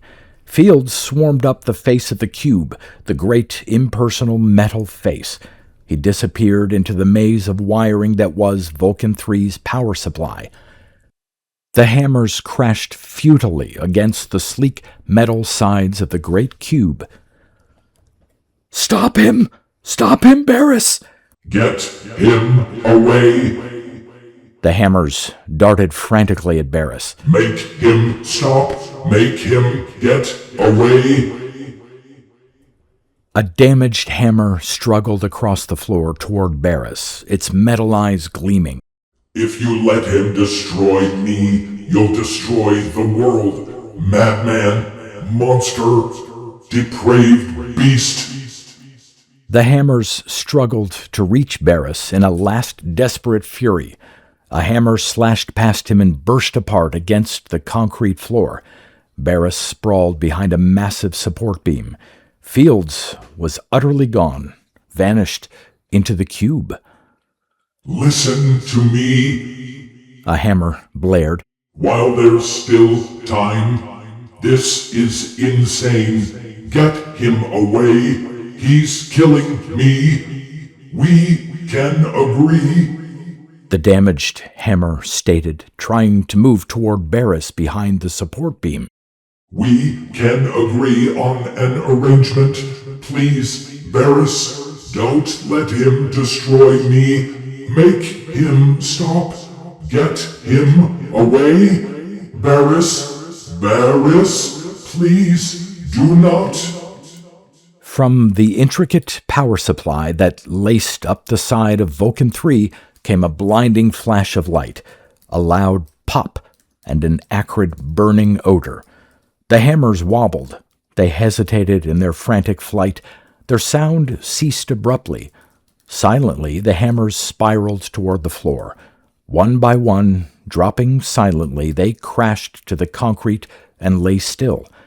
Inert heaps of metal and plastic, nothing more. The rows of lights and meters on the cube face died into darkness. The power hum failed and was still. The churning and whirring of Vulcan III's machinery, the glow of red, faded and were gone. Vulcan III was dead. Fields emerged, wiping his grimy hands and gasping for breath. "It's over, Barris." Barris came shakily from behind the support beam. The chamber was incredibly still. None of the hammers moved. Barris kicked at one with his foot, dazed. The metal heap was utterly still, silent and unmoving. It happened fast. "No, it didn't take long. Once I was inside." A pair of Barris's troops appeared at the doorway. "You all right?" one demanded. "Sure," Barris nodded shakily. "We're fine. It's over. All the hammers died." The troops came cautiously into the chamber. "Good God, is that—" "It's him, or it was him." One of the soldiers advanced, aiming his pencil beam grimly. "I'll finish the job." Barris stopped him. "Get back. Don't touch him. Set up a guard across the entrance. I don't want anything to happen to him." "But that's an order." Barris walked over to Fields. "Are you all right?" The old man nodded silently. He sat gasping for breath and mopping his face. "That was quite a time." He sighed and smiled suddenly. More troops entered the chamber, dragging a gray-clad figure between them. Reynolds tore loose. "You destroyed him? You damn fools! Take it easy," Barris said. "Sit down and shut up." He indicated Fields. "Sit down there, beside him. I have some things to make clear." "You think we can survive without Vulcan III?" Reynolds demanded, hoarsely. His right arm was tied up and bandaged. A deep cut over his eyes was still bleeding. "You've destroyed Unity. You're a traitor, Barris. You were working for them all the time." "Them? The healers?" Barris now grinned ironically. "Fields wouldn't agree." He searched his coat pocket and got out a crushed package of cigarettes. Watching Reynolds and Fields, Barris lit up thoughtfully. "I don't think either of you is going to agree with this." "I've already agreed," Fields said. "I'll stick to it. The bargain we made." "What are you up to?" Reynolds demanded. "Vulcan III is dead. Finished. There won't be any more of him. From now on, we'll be running things on our own." "We can't," Reynolds said flatly. Barris shrugged. "Maybe not. You don't have any faith in yourself, Reynolds. You don't think we can run society alone. We've always had—" "I ordered my troops to set up a guard around the remains of Vulcan III," Barris said. "The power supply is gone. Vulcan III is dead, but the computing equipment is intact. We were careful about that. We made sure only the power system was destroyed, nothing more." Reynolds was puzzled. "Why?" "We're going to keep what's left of it. We'll continue to use Vulcan III as we used computers in the past, in a strictly advisory capacity, not to tell us what to do, not to make decisions for us. Vulcan III will still function, but as a calculating machine, not as a living entity, and III won't be giving any more orders." Reynolds struggled angrily. "Human minds will be substituted. Ultimate decisions will be made by humans. That's right. But humans, Reynolds broke off. Humans aren't capable of objective thought. He hesitated uncertainly, a slow flush covering his features. Like Vulcan III. Barris laughed. Like Vulcan III. Abruptly, he dropped his cigarette and ground it out. Let's get down to business. Unity will continue. The system of international control. Directors and trained technicians will keep Vulcan III, the computing part at least. Fields thinks we can cut 3 down to size, small enough so that we can take care of it. We don't want a repetition of this. Fields stirred. You also said the structure of Unity will be different. We'll broaden our base. We have to. Rational control of society is fine until it becomes a cult of reason, a cult with the majority of people on the outside, too impure to join. It's time you stopped worshiping the system, Reynolds. Your religion is too exclusive. It excludes too many people. What are you talking about? The cult of reason and science, for experts only, run by and for technocrats, for those few oriented around formal knowledge, adept with symbols and verbal signs, those who have a facility with words and theoretical knowledge, mind stuff, as if manual skills, bricklaying, pipe fitting, weaving, sewing, painting, baking weren't of any value, as if all the people who work with their hands, the skill of their fingers, their arms, the knowledge of their muscles were riffraff, useless debris. You wonder why farmers and masons and weavers and bus drivers hate Unity, why they hate you and Vulcan III and everything the system stands for. I'll tell you why. Because they're out. Because they've been excluded. A new aristocracy is ruling them, the educated technician. A new hierarchy, a new elite to take the place of the old. Originally, it was priests and warrior kings, then the landed rich, then the big urban industrialists. Now it's Unity, the system of the bright young men, with their slide rules and gray suits and pastel ties, the managers with education, priests in gray. Nonsense! Reynolds grated. Why should they serve you? You look down on them. Aristocrats, the pure-blooded looking down on the rabble. As far as you're concerned, they're a different race. Apes living in a world run by educated technicians. Rational experts surrounded by animals and the grip of emotion. Both you and Fields are fanatics, cultists, the cult of science on the one hand, the cult of emotion on the other. Gray priests, brown priests. Each of you has his own temples, his own dogma, his own gods. Gods?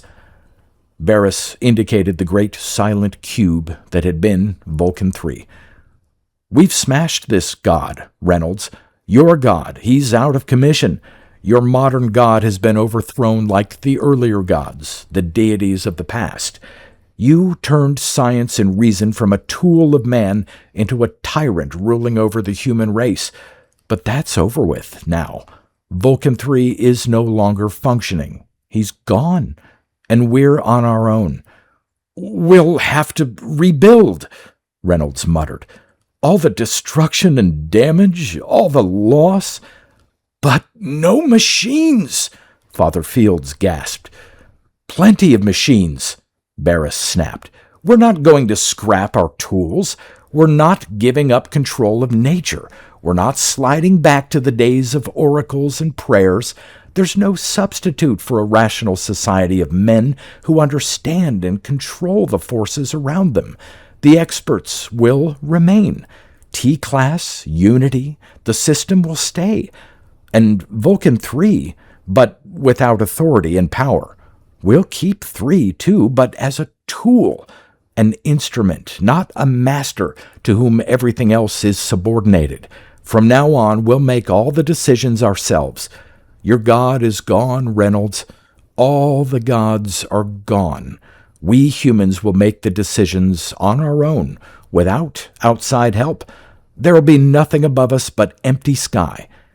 You think you can put this across? Reynolds asked. I don't know. Maybe Unity can't function without Vulcan III at the top. Maybe men actually aren't capable of running their own society, but we're going to make the try. It couldn't turn out worse than this, Fields said, indicating the great silent mass of the calculator. Barris turned abruptly to Fields. How did you know so much about Vulcan III? You knew exactly where he was and how to destroy him. His eyes were cold with suspicion. How? How do you know so much about the Vulcan computers? Fields was silent a moment. Soldiers moved around the chamber, clearing up the wreckage. The first groups of healers were beginning to trickle down from outside. Gray-clad Unity clerks and officials timidly poked around the remains of their offices, still dazed and uncertain. I can explain it best this way, Fields said. I was the electrician who wired up Vulcan III originally. Barris let his breath out. I thought so. It was under Vulcan II's direction. I'm an old man. It was during the war when I was young. We had only Vulcan II in those days. They wanted a bigger computer, one that could deal with ultimate values. They wanted its scope radically expanded. I had nothing to do with the designing, of course. The paperwork and the schematics were formulated and developed by T-class personnel. But you did the actual wiring. Fields smiled. Yes, I did the physical work. Vulcan II was with me constantly, directing me. It supervised the entire project. I'll never forget those days. I was 22 years old and a damn good electrician. Vulcan II picked me from the files over everybody else. That's why you hoped Vulcan II had been restored. We were very close for a while. II kept me on, as long as it could. As you know, II was discarded soon after Vulcan III was built, relieved of all authority. Vulcan III took over completely and I was dismissed. What happened then? I lost contact with II. Vulcan III drove a wall between us. We were completely cut apart. During the years, I tried repeatedly to locate him, but without success. Vulcan III had absolute control from the moment he was created. The damn monster pile. And then he wiped out Vulcan II to save his own hide. Without a qualm, the way he's killed all the others.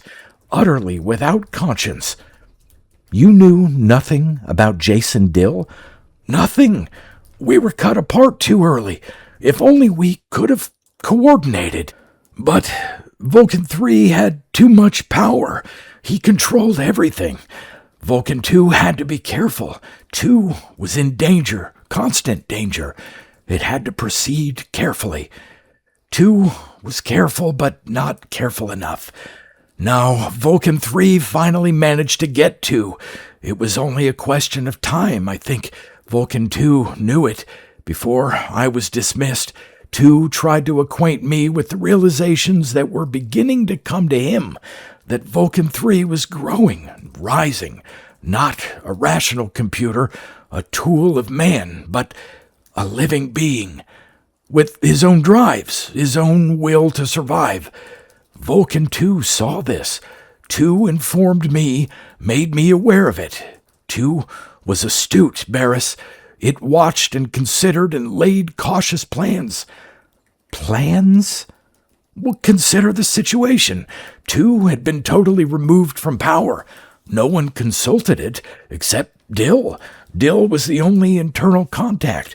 II made use of Dill as best it could, gave him orders to withhold all information about us, about the movement of healers. Thank God, II lasted long enough to give those orders. If Vulcan III had found out about us earlier, we wouldn't have had a chance. Vulcan II must have been very concerned about that, afraid Vulcan III would find out about us too soon. We were growing all over the world, but against Vulcan III, we would have been helpless. Vulcan II knew that. It manipulated Dill as best it could, used Dill to keep Vulcan III ignorant of the forces working against him. Barris grinned wryly. Dill obeyed the orders without understanding them or what they were for, even after Vulcan II was gone, the product of a bureaucratic structure. It was a good thing for us, too. Time was needed, time for the movement to grow. As you said, such a revolution is really out of date, but Vulcan II was counting on it, hoping it would succeed. Unable to contact me, shut off and virtually helpless, Vulcan II could only wait. It did what little he could, and waited. Vulcan II pinned all hope on an out-of-date revolutionary movement. If you hadn't stepped in, we would have failed. But after all, Vulcan II was out of date too, a useless object, a relic out of a past age. In any case, II did what it could. Originally, it had supervised the wiring, obeying orders to faithfully actualize the schematics. It allowed construction to proceed without interference. That early II hadn't deduced the consequences. It was only later on that II found the answers. You see, Barris, Vulcan II founded the healers movement, was the guiding spirit behind it. II created it. I would never have developed the idea, the awareness of the danger by myself. That's why I was glad to accept your conditions. You were working along the same lines, carrying on the work II started. You wanted to keep unity, to keep Vulcan III, not as a master, but as an instrument to implement human will. Vulcan II recommended that. II may have been out of date, as you say, but that was II's solution, the same as yours. Barris considered. Abruptly, he laughed. Maybe you're right. Or what? Vulcan II was probably jealous of Vulcan III. Then he sobered. No, not exactly. II wasn't alive, and its attempts at self-preservation were entirely impersonal. Vulcan III and his potentialities were considered merely as possible impediments to II's solving problems, the function for which it was built. But the effect, so far as we were concerned, was that of two scheming computers plotting against each other. Did you ever think of that? Startled, Fields blanched. Two contending machines, each out to get the other, each lining up sides. Vulcan III had the Unity system. Vulcan II put together the healers. Unity and healers, both tools of computing machines. Fields' composure was gone. Good God! He paused for a moment. But why didn't Vulcan III bomb us with atomics? Barris frowned. I wondered as soon as I realized that only chemical bombs were being dropped. Then it came to me. You know what a struggle it has been for us not to personalize the computers? How careful we were, always thinking to think and speak of one and two as it. And how quickly and easily we started to call Vulcan III him as soon as we learned III was alive. In fact, once we started, Dill and I found ourselves talking about II as if it too were alive. Well, III wasn't any kind of insane monster out to destroy its makers. He was still doing what he had been designed to do, with one alteration. As a living thing with a drive towards self-preservation, it had to destroy some humans who were endangering his existence in order to serve the whole of humanity as he was designed to do. That's one thing II and Dill accomplished by withholding information. III deduced the existence of danger, but had not enough data to assess its extent before the clash started. After all, Larson didn't have all the information to feed him. It would destroy humans, but not on any larger scale than the evidence indicated as necessary. It would not have panic reactions and destroy blindly. Chemical bombs seemed to be adequate for the initial effort. A great power struggle, Fields whispered. So that was it. Yes, in a sense, your group, Reynolds' group, and my group, too, were all pawns. But we humans came out ahead anyway. Barris grinned. You were an instrument of Vulcan II, Fields. Like Unity, your movement was Vulcan's hammer.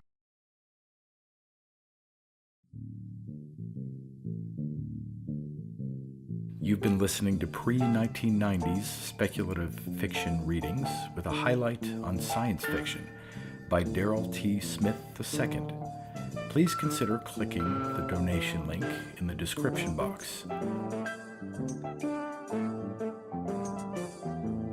Thank you so much for your time and your imagination.